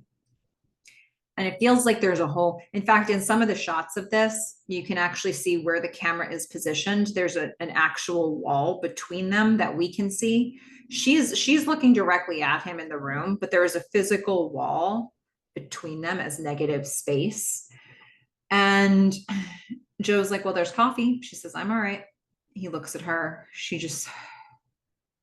I wanted it to work. I wanted us to work. He says, yeah, me too. She says, it did for a while. He says, for a while. He smiles a little, yeah. She goes to leave. He says, the thing that gets you to the thing. She says, huh? He says, it was you. It was always you. She cries, and they just have this whole wall between them. You know, that whole scene was delivered so slowly. In fact, everything that they had in silence was delivered slowly. And then that whole scene when they were speaking was delivered slowly. And it really made me think about the fact that in 402, when they got together, it was because they couldn't stop talking to each other. They were on the phone and they didn't get off the phone for the entire day. And now there are no words. It hasn't been working for a while. There have been a lot of mismatches, a lot of things that they didn't want the same thing, or they didn't feel the same way, or they weren't on the right timing. It's been happening for the rest of season 4, from 402 to this point. And they kept persevering, and they kept ignoring problems, and they kept not talking about problems, or like, if we don't address it head on, then maybe it's not a thing we need to worry about. And now we get to this point after their project is done that there just aren't words that need to be said anymore. This ran its course. It was just done. And they both knew it. They didn't need to say it. They just stopped fighting it. Like, they stopped fighting it. It was just time to let it die and be done. And just, how sad is that? Like, this has been a relationship since the opening episode of the show. And in many situations, in some of their darkest moments, they fueled each other, either because they were angry with each other or pining for each other or whatever, or both. And then to get to this place where it's like, it's so done, there aren't even words for how done this is. Like, there isn't anything to try to save. And I think this sort of like this kindness between them at the end of like, we tried. And for him to say, the thing that gets you to the thing I needed was you. And they had it for a little. All right, we're going to get the elevator door opening, and we see Donna. She is at Agek, or whatever it is called now. We hear the same music for Donna here that we heard in the opening of this season, 401, when it was like that long, it looked like a oneer, but it wasn't a oneer, that opened the episode with Gordon walking through the office and walking through different time periods. It's the same music that they start with here. Donna is in a smart white skirt with these colorful red flowers all over it, and then a red blouse. She's looking awesome. She walks in, she starts shaking people's hands. She gets a file from her assistant. She's going to walk into the conference room, and everybody claps for her. Like, thank you, thank you. Let's get down to it, shall we? Meanwhile, Haley is going to bring bagel bites into her room, and she's going to listen to headphones and type. So we're just kind of going around the horn and seeing what people are up to. What's Cam doing? She is going to the airport, the one that we saw earlier in this episode, and she's going to meet Alexa there. Cam's like, hi. Alexa says, glad you reconsidered. Cam says, yeah, I'm just going for the lobster thermidor. Alexa says, woman of few words, that Alexa. Comet, we're going to go there, see what's happening there. Well, Gordon's door is being fixed. Joe is playing Centipede, and we're going to see it reflected in his eyes. And I'm trying to remember, in season 1, did they show, I think they also showed Centipede being reflected in Cam's eyes. So I think that this is an echo back to that. Donna's meeting. Let's get a little bit more with this meeting, which is going to be the closing scene of this episode, and I love it so much. Trip. So we're doing a whole partner meeting. And again, there are people who have been partners way longer, but Donna's now managing partner. Not that I guess obviously seniority is not part of the process, but Donna's leading this meeting. She's sitting at the head of the table. And I am sure, and there was a past episode where Elias Amador was sitting at the head of the table. What happened? Anyway, so okay. Trip is giving an update. He says, and to circle back to web search, I got word that when Netscape launches this week, Yahoo will be the default directory. They've got their own button and everything. So Comet is pretty much kaput. And Donna stops him. She's like, wait, so where does that leave Rover? Like our project. Trip says, we should offload it for parts, sell it on the B2B market. But lucky for us, it's algorithm based, so it has some value. And he looks at the guy next to him. He's like, what's it, Benji? It's a medical indexing company that actually expressed some interest. Donna can't even stand the irony because Rover started as a medical indexing project that she tricked them into making it a competitor for Comet. So we're going right back around. It's an actual full circle that's happening here. Anyway, he's like, there's a medical indexing company that's expressed some interest. So we should probably look into that one and try to get 20 to 30% of the value. Donna says, go back. What's Netscape's search directory called? Chip says, it's Yahoo. Donna's like, I'm sorry, what is it? He says, it's Yahoo. She says, Yahoo. Chip's like, yeah, Yahoo, like Yahoo with an exclamation point. Donna says, oh, Yahoo with an exclamation point, not a question mark, because it sounded like you kept saying Yahoo with a question mark. So Trip doesn't know what to make of all this. Is she messing with him? She's messing with him. He's like, okay. She's like, shouldn't it be more like Yahoo? Trip's a little embarrassed. She's like, sure. She says, come on, drill down with me, Trip. Yahoo! Trip's not really into this. He's like, Yahoo! She's laughing. She's like, no, man, no. Oh, geez, just put some mustard on it, Yahoo! Trip says with a little more enthusiasm, Yahoo! Feeling weird about it all. Talk about a weird power trip. Not from Trip, but from Donna. Donna stands up. She's like, there you go. Yahoo! Trip goes for her. He's like, Yahoo! And he gestures like, is this enough? And then we're going to see from outside the meeting room into the meeting room. And Donna's like, Yahoo! And she is cracking up. She is losing it. She's lost her mind. And people start walking, like people are looking into the office, like trying to see if everything's okay.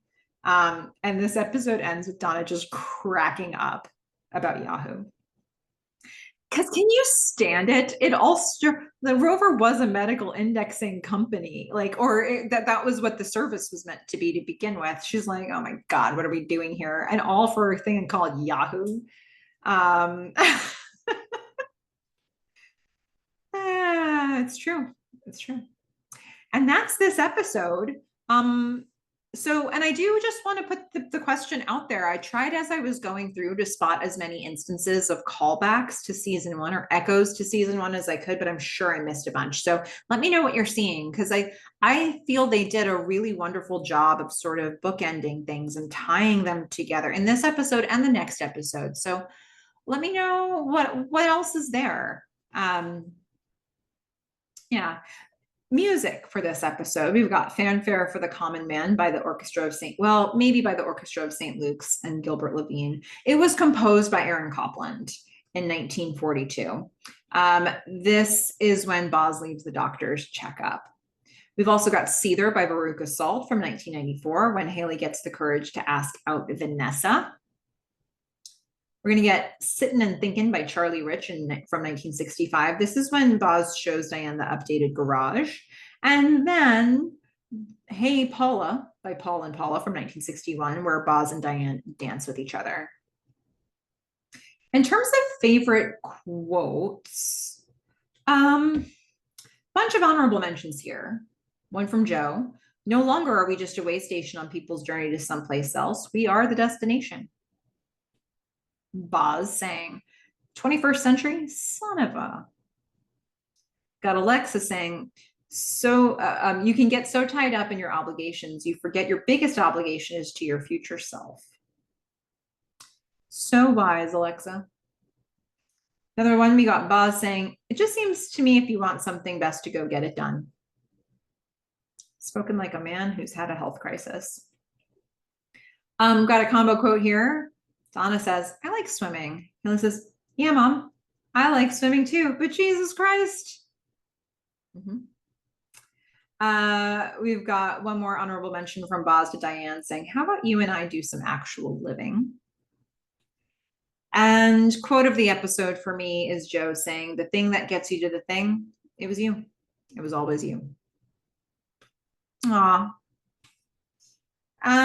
It's sweet, but it's bittersweet. Okay, let's get to some feedback, shall we?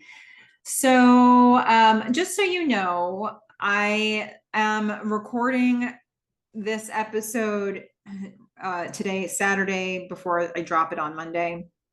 I'm recording the finale podcast tomorrow. So what I did was I'm just trying to take previous feedback that I've been saving up, and I'm going to drop those between these two episodes. And I tried to really account for anybody who's a frequent commenter as much as I could between these two episodes. So just know that. And if you don't hear your name this time, you will next time. So just know that I am so glad to have people's feedback. And I hope that you'll share your feedback on these episodes after they drop, even though I won't have a place to read them. Because, you can all check for the comments and respond to each other still.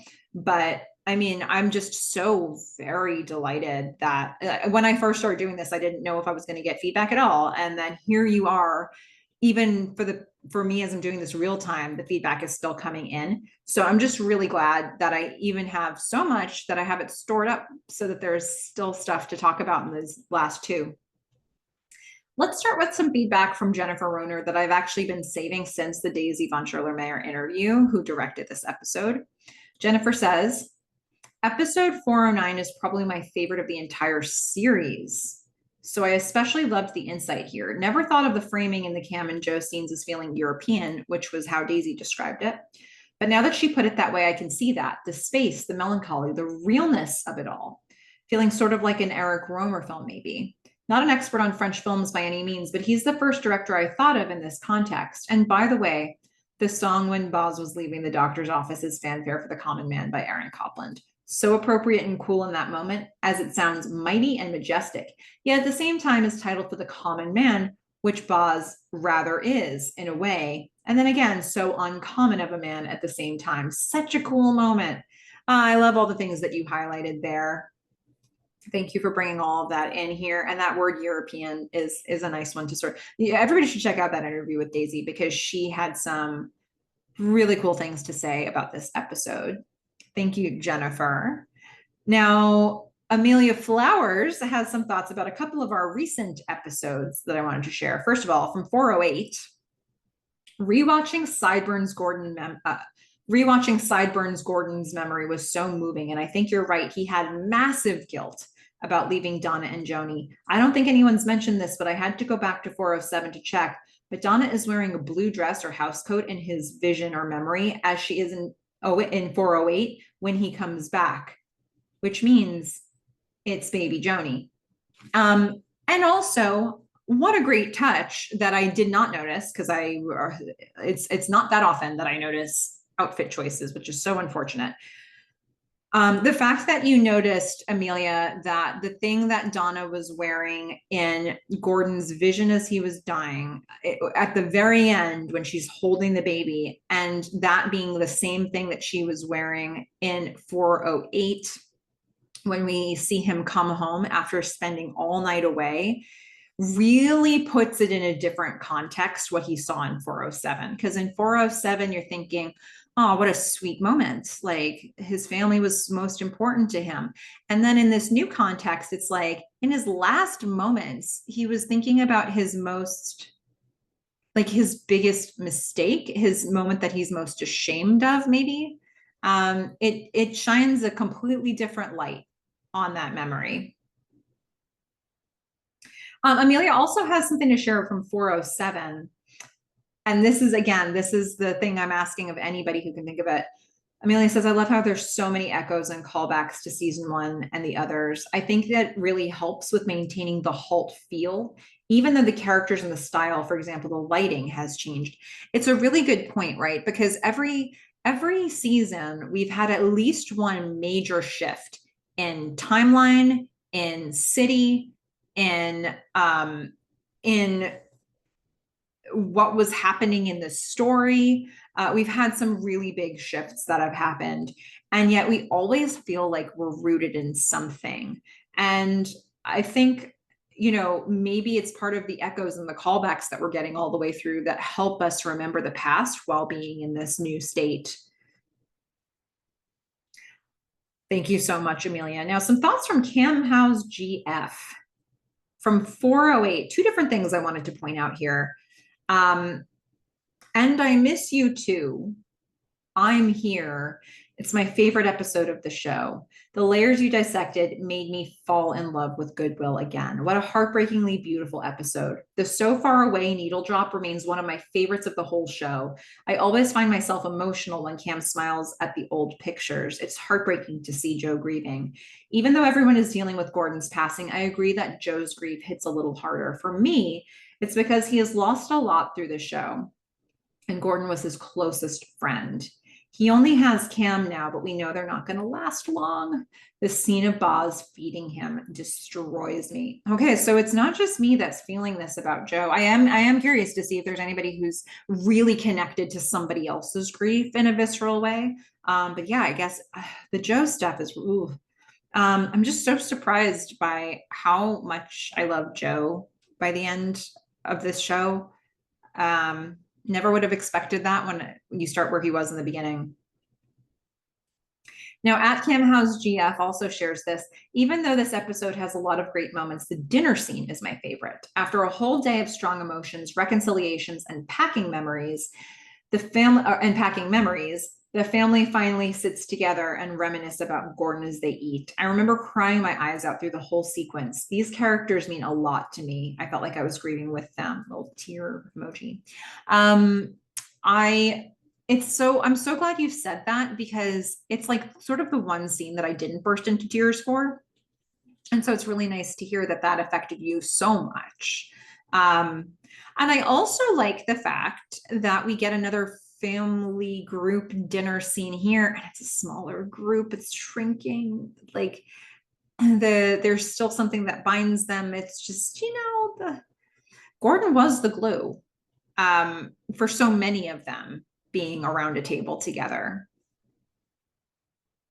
So beautiful. Some thoughts from Sergio from 408. It never dawned on me that Boz was completely unaware of Gordon's illness. I'm assuming it was due to Gordon thinking it was manageable after dealing with it for 10 years. Gordon only told Cam because she saw him collapse. And correct me if I'm wrong, but I believe he only told Joe because they were going into business together. That beautiful scene between Donna and Cam was my favorite of many great scenes in this episode. Just pure magic. Cam's line about not having many friends to spare really hit hard due to being an introvert with a small group of close friends. Once you have your people, good luck finding someone to replace them. Yeah, so lovely. I did want to, Gordon, yes, he told Cam because Cam saw him collapse and wasn't buying, like he just hadn't eaten recently. And with Joe, because Joe, things were really like stuck with the project he and Ryan were working on, because Ryan was MIA. He was basically like wanted. He was a wanted man. And, the project, the government outfit would not move forward with Joe or Ryan until something had been cleared there. But Gordon didn't have those things tying him down. So Joe was trying to say to Gordon, you do the project yourself, the NSFNet project. And because nobody's going to stop you from doing the project. And Gordon's like, no, I'm not taking that on by myself.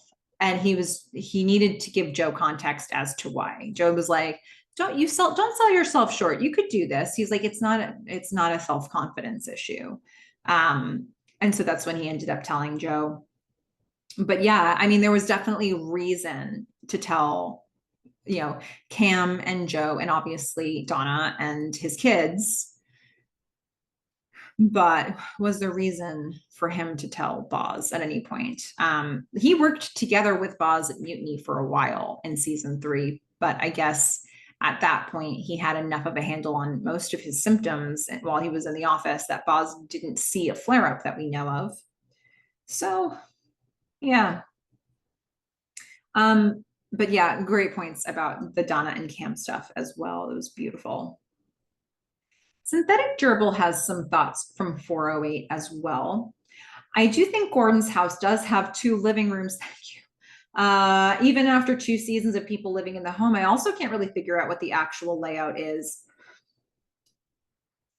Evan the Stray also reflected something like that. Thank you both for, I was like, what is happening in my brain here that I can't sort this out? But it sounds like we mostly think that there's more than one living room or family room in this house. Good to know. Okay. Synthetic Gerbil continues. The fish head song was an early internet meme I vaguely remember. It was the time of hamster dance where sometimes you would go to a web page and a shortwave file of the song or MIDI version of the song on loop might be playing. No idea how exactly it took off on mid-1990s internet since it was a 1980 song, and I can't seem to find any document of it. I remember the one C++ class I ever took. I'm way better at animating than programming. I opened someone else's project file and it was a short program to display the lyrics to this song. Well, that's cool. Yeah, your comment made me think about some of the stuff that I found around college that was sort of like this stuff that was going around the internet. Specifically, there was a thing that we were really like people, I remember somebody showing me the Muffin Films website. I wonder if it's still there. That was awesome. But yeah, there was all this stuff that like once you discover, now there's so much stuff on the internet and like there's always a new thing coming. So there's always something new to share. But then it would be like a thing that you'd go back to and it would circulate and it would live for a long time. So this is fun to know the context of the fish head song. Okay, thank you for that. Now from Frack and Toaster Lava. First a thought about 405. And I'm bringing this one, the first thing back to to the scene in the car with Joe and Cameron where she's like confessing about why she told Tom when she told him about Joe and Cam sleeping together at Comdex. So this is Frack and Toaster Lover's thoughts. The scene in the car is very interesting because Cameron's confessions can be seen in very different ways, and we can read different things in Joe's non-reaction. And the scene cuts off before he gives any more concrete answer to what he's been told. The first part of Cameron's speech does not contradict the second part. Her reunion and final goodbye with Tom has given her more clarity about her relationships with Tom and Joe, and that moment we saw as a flashback in 403. Cam is telling Joe, I now realize I didn't want to stay with Tom. I wanted him to leave. I wanted to be with you, but I didn't have the guts to do what I wanted or to admit it to myself. She's putting a different light on the decision to stay with Tom and work remotely on Lodestar. Basically, she's trying to tell him she loves him before confessing to what she did, laying it all on the table and hoping for the best. But there's another way to take her two confessions when they're back to back like that. You could wonder if she's not doing the same thing with Joe as she did with Tom, confessing to a betrayal and asking for forgiveness, and ostensibly trying to save a relationship, but subconsciously hoping it will end the relationship. I'm sure Cameron didn't realize it could sound like that, but this could be going through Joe's mind. Maybe that's why he asks her, why are you telling me this? And she has to clarify her intention by telling him, because I love you. The first time she's told him that on screen in those words. The last time she talked to him about loving him was in 110, and it was in the past tense as a part of an angry rejection. But the really difficult question is there some truth to that second interpretation? It's definitely not what Cameron is consciously intending, but there's no saying what lurks deep in our subconsciousness. While she's trying to save their relationship because she loves him, is there another contradictory subconscious impulse to get out of the relationship because maintaining it is difficult and she might need to be single and on her own for at least a while? I don't think there's a clear and definite answer. It's possible. Humans are beings full of contradictory impulses. Whoa, that's so cool. And I think it's this stuff, right? They've had so many conversations, they've told so many truths, they've talked things through so much. They had the whole 402 talking about everything and anything and sharing everything that they could possibly think of, that by the time they get to breaking up, there's no more words. It's just facts, it's just reality. This has been hard for a while. And, some of these things, like in this scene, is it a miscommunication? Is it a real communication? Which interpretation is right? Whichever one is right, they've now gotten to a point in this relationship where maybe it just doesn't matter anymore. Like, it's probably like there's just too much of this that's piled up, and it just doesn't feel right anymore. It needs to be done. It's just so amazing how they just knew instantly at the same time, like, the project is done and so are we. Just wild. Now, Frack and Toaster Lover also has some thoughts from 406. The writers were very funny when they named Alexa because she's really quite robotic. And I also noticed, like Evan the Stray, that what she said was very similar to Joe Sr.'s words from 105 about saying things with the right amount of authority and getting what you want. That's good stuff. Yeah. And I know you're also crediting Evan with that, but I always love Frack and Toaster Lover. You're really good at spotting lines that are echoes. For me, it's like I cram for a test and then it goes away. And like, you're really good at retaining that to bring this stuff back up later. I bet there's probably a lot of stuff in these last 2 episodes that you're gonna think of as echoes that I didn't think about. That's my guess, but we'll see. And from 407, some feedback as well. Cameron is looking happier and more upbeat in this episode than she has in a long time, thanks to having work to focus on that she's interested in again. This is prior to Gordon's death. And it was prompted by her feeling that people really do appreciate her work, thanks largely to the website that Haley sent her. And this time you really feel she is enjoying it, unlike in season 3 during the mutiny days, when it often looked like she was focusing on work and taking on too much work to avoid her personal problems. The upbeat ways she looks and talks now reminds me of season 1 Cameron. Alexa's role in this is mostly just that she's also helped Cameron feel like her talent is valued and she might get her career back on track. But Alexa's disinterest in her games is a red flag. Alexa seems like one of those people who don't see value in art and sees it as something that's not serious. It's just for entertainment. She only values Cameron's technical skills, but not her actual ideas and interests. Yeah. So let's see. First of all, Cameron enjoying her work. She definitely was like, when she was working on her game with those characters, like her Sims like game, she really had like an energy about her that we hadn't seen in a long time from her. And then you compare that to how she is working at Comet right now, working on this project with Joe. And even before we get to the stuff where she's fighting with Joe, there's something very resigned about her in working on this project. She doesn't have that excitement, but she's doing it to help Joe. She's doing it to see Gordon's visions through. And that's kind of it, like, we know what it looks like when Cam's excited. And so when Cam's not excited, it sort of feels like it's not the thing she should be doing.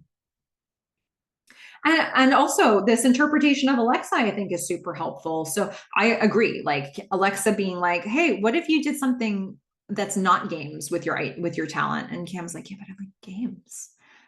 It's a red flag for me as well. And I like this interpretation that she doesn't see value in art. She sees it as something that's not, yeah. It's just for entertainment, but not as a serious thing. She only values Cam's technical skills, but not her actual ideas and interests.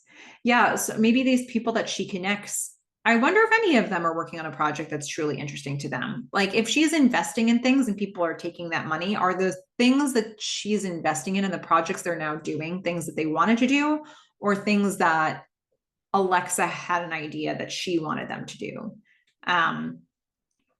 Be interesting to sort of get the 360 review on Alexa from everybody else. So thank you for that, Frack and Toast 11. And now some thoughts from Evan the Stray.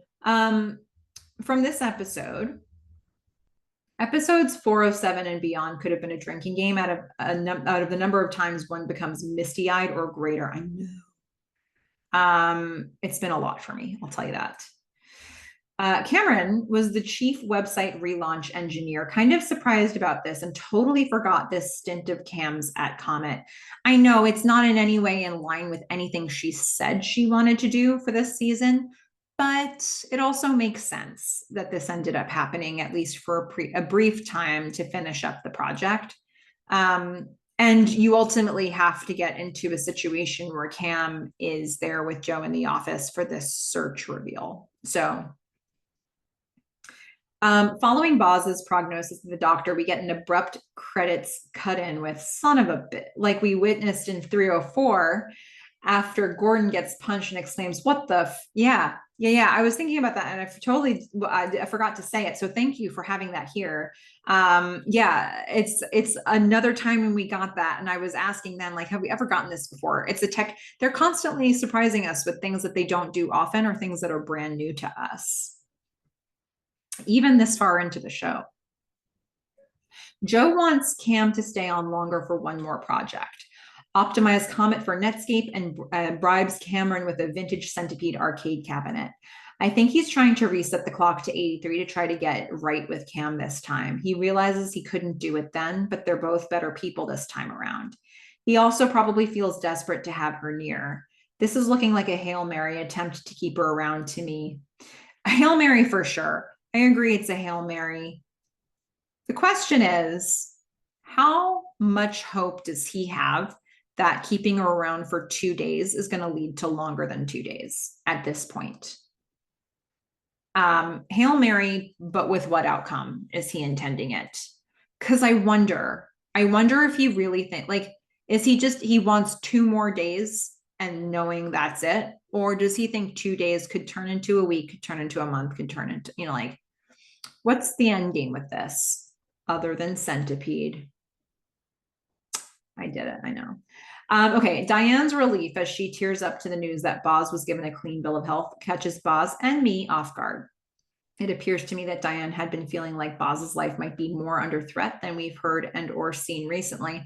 I think it makes a ton of sense. I mean, he had a heart attack. She watched him go down. She was terrified. He was terrified to go to the doctor and get bad news. I can see why they would be anxious. I think I would feel anxious. Absolutely. I would feel anxious thinking I was healthy going to the doctor, to be honest with you. I do. So like, this situation makes a lot of sense to me that she'd feel this relieved that he got such a good prognosis. Joe's story about eating porpoise testicles feels like he's trying to connect with Haley over a related theme to the fish head song in the truck. Hey! Obviously, porpoises are mammals and not fish, but I think he's trying to provoke a response from Haley by feigning ignorance since she's not engaging with them on a conversational level. The question was floated a few episodes ago about the age difference between Joni and Haley, and it's clear now it's about 3 years.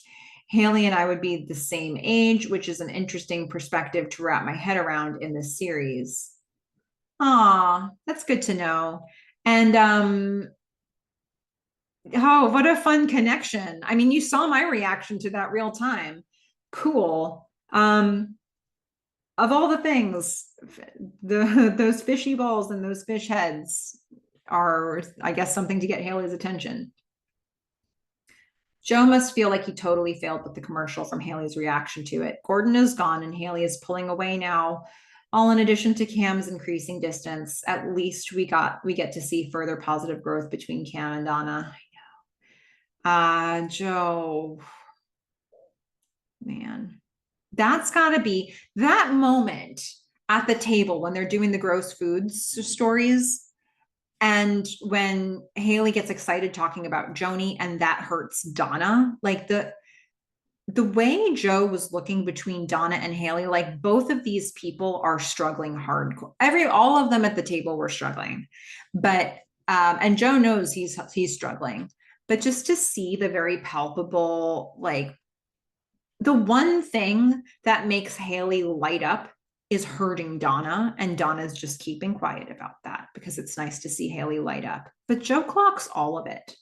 And I think there's a real, like, this is not the man from season one. This is a man who truly notices the people around him and it empathizes with them and wants to do something about that, not something manipulative with it, but he wants to fix it, or he wants to help, or he wants to be there for them in some way. Boz manipulates or nudges Donna to make a decision about coming back to Agek by telling a story about his dad dying at an age 7 years younger than Boz is now. Donna repairs the broken connections in the Cardiff electric radio. Have the Cardiff connections from Texas been repaired yet? And if not, will they be? Maybe a little symbolism here, and it kind of feels like they are. Joe, Cam, Donna, and Boz are all on amicable or good terms right now. Yeah, I would say that they've repaired. Though, yeah, I would say that they're on good terms. I don't know that that's going to keep them together. You know, like I think that like Boz is like, let's go, like let's jet set. Like I think that doesn't mean like good terms, but that doesn't mean they'll be having dinners all the time moving forward. Baruch assaults Seether Needle Drop. This song pops into my head semi-regularly for some unknown reason ever since high school. I never owned the album, just a peculiar thing now that I'm thinking about it. Haley is using the song to psych herself up into asking Vanessa out. I never knew the lyrics other than the chorus, Can't Fight the Seether, and they're showing on my closed captioning. They read like they're describing oral sex on a female. Actually, I never would have guessed that if asked before this week. Also, the noise that the kid in the booth is making when Haley enters the restaurant sounds just like he's mimicking Forrest, who was mimicking the principal from Forrest Gump. It's a scene where Forrest confronts the principal after his mother has sex with the principal to sway him to get Forrest into the school. So I'm guessing these two things, the song, the booth kid, are the writers trying to infuse this Haley Vanessa scene with sexual tension or undertones. Sure. I mean, yes. And also we know Haley's trying to ask her out. So I think there's that already baked into the scene. Makes a lot of sense. It's funny how when you can hear a song so many times and not really process the lyrics. That happens for me a lot. I think about songs from a choreography standpoint. And so I'm often thinking of movement and how movement will work with certain moments. And it could be the sound of certain instruments or the sound of certain lyrics, but not necessarily processing the words themselves. So it is interesting how we process music. Boz and Diane dance in the garage. It's a sweet scene, though I'm only mentioning it because Annabeth Gish refers to it in the ATX TV Festival Halt panel. Obviously very memorable for her. Yeah, and Toby Huss was like, yeah, that was a nice scene, wasn't it? A special moment between two people. Yeah, it's lovely. Aw, it's just nice to see them so happy. I mean, like, who else is feeling truly fulfilled in this episode? Maybe, well, almost Joni, and then not. Cam and Joe are not getting along well when Cam is optimizing Comet for Netscape. Joe wants Cam to move faster, is micromanaging her and growing impatient. He's quite successfully reviving their 1983 tension when she's working on the BIOS. True. I almost missed the camera's perspective of them from within the PC monitor. Yahoo, which did in fact look like they were showing on the screen at the time, circa 94, H2 94, becomes the official web directory for Netscape. Cam just received this latest browser version from Alexa. I'm wondering whether Alexa has been frustrated enough with Cam working at Comet that Alexa may have greased some gears with her connections at Netscape to promote Yahoo over Comet because she wants Cam all to herself. There's nothing specific I can point to support a conspiracy theory like this, but I could see it being plausible with a self-important trust funder. Yeah, we're working on this theory, right? I mean, it could be. Do I think, let's see, if Alexa has been talking Cam up in these conversations, maybe she does have a vested interest. Like maybe it's not just like she's courting 5 or 6 people like Cam, and if any of them say yes, she's good. Maybe if she's really been talking Cam up, maybe she really is sort of banking on Cam working with her. It could be that she's trying to push things along a little bit here. Yeah, a little hard to say, but I hadn't even thought about connecting this back with season 1, where Joe was really pushing Cam about her work on reverse engineering the BIOS. Good point. Stop, watch, and see the fantastic props department touch with the slowly dehydrated, evaporated coffee or tea in Gordon's mug that sat there for weeks. Nice spot. Very cool.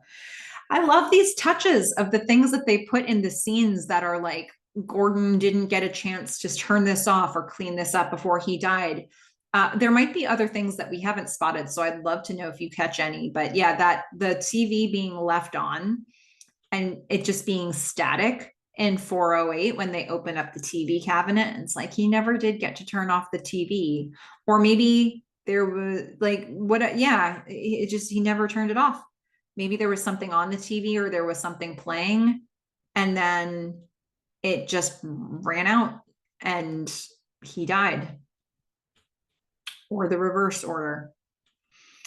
To me, Joe still feels like he's in so much pain, and it makes sense. He can feel Cam doesn't want him the way he wants her for marriage and children. What does Joe do if the one person he's always wanted, with whom he's actually been in a relationship, can't check off those big life choices punch list items? Have hope that a better fit must exist in the world and they'll be found? Or is it important for him to believe there's no one perfect coupling in reality to help him, to help keep him grounded? Maybe it's like Meatloaf said, 2 out of 3 ain't bad. Yeah, I think, how does Joe feel about this? He can,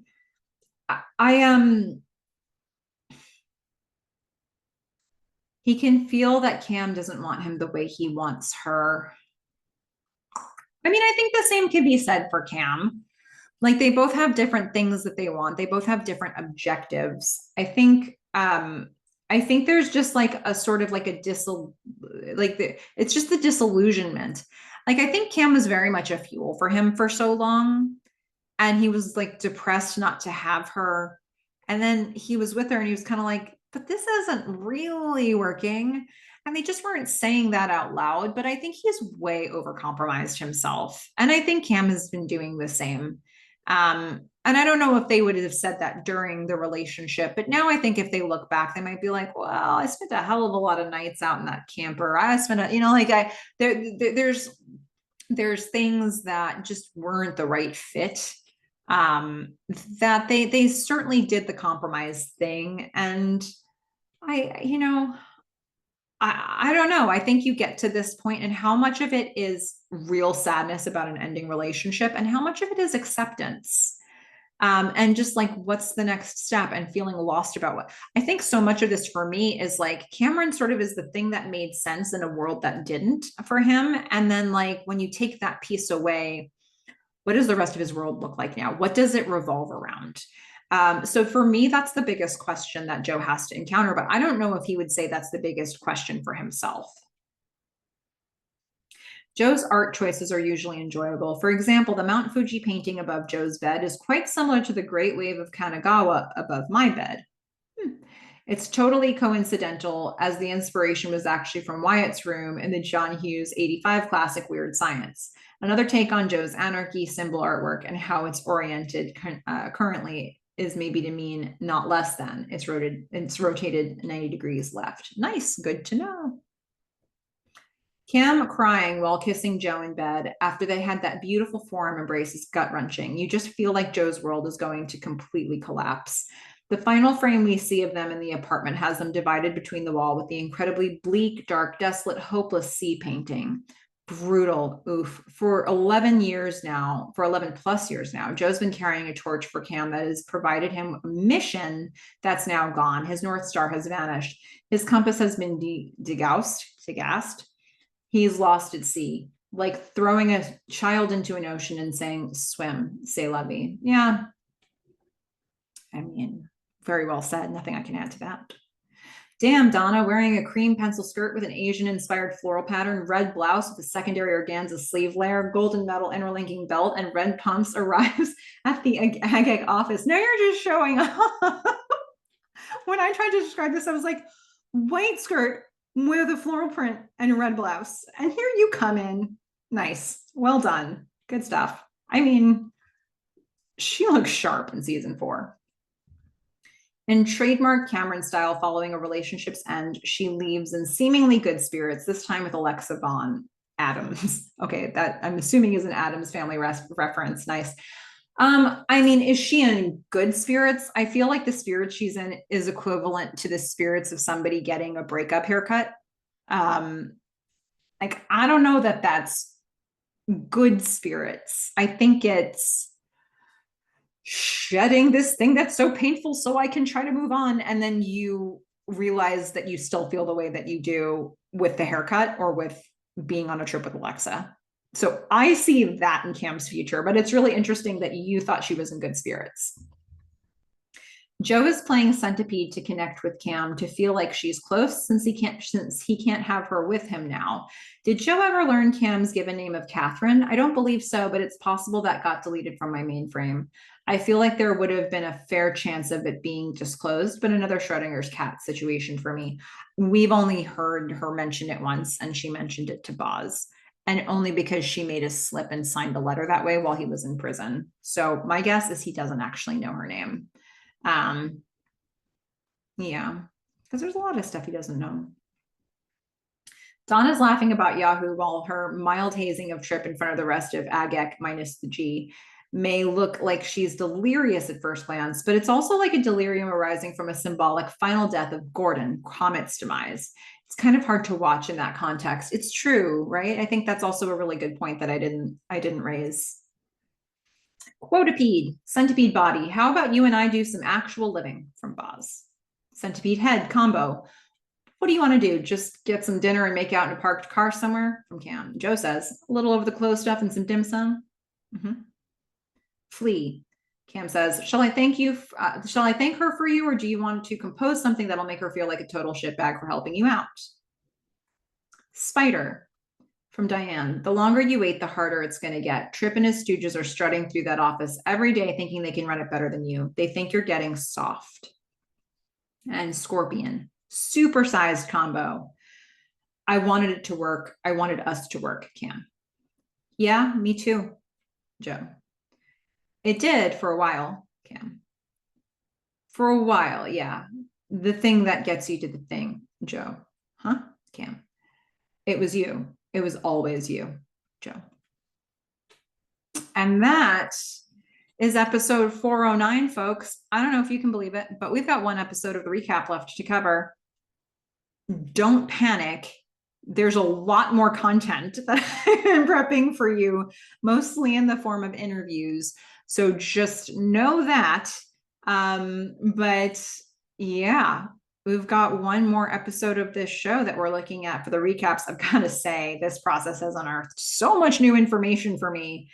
And I hope it's been doing the same for you, or at least consideration of different takes that, maybe you saw that more than one take could exist before, but, people really believing them and making a case for them might have changed how you looked at it. I don't know. But this has been really fun and a cool ride. And, next time we're going to talk about the finale of the show. Here we are. In the meantime, everybody go out there and watch Halt and Catch Fire. Bye, everyone.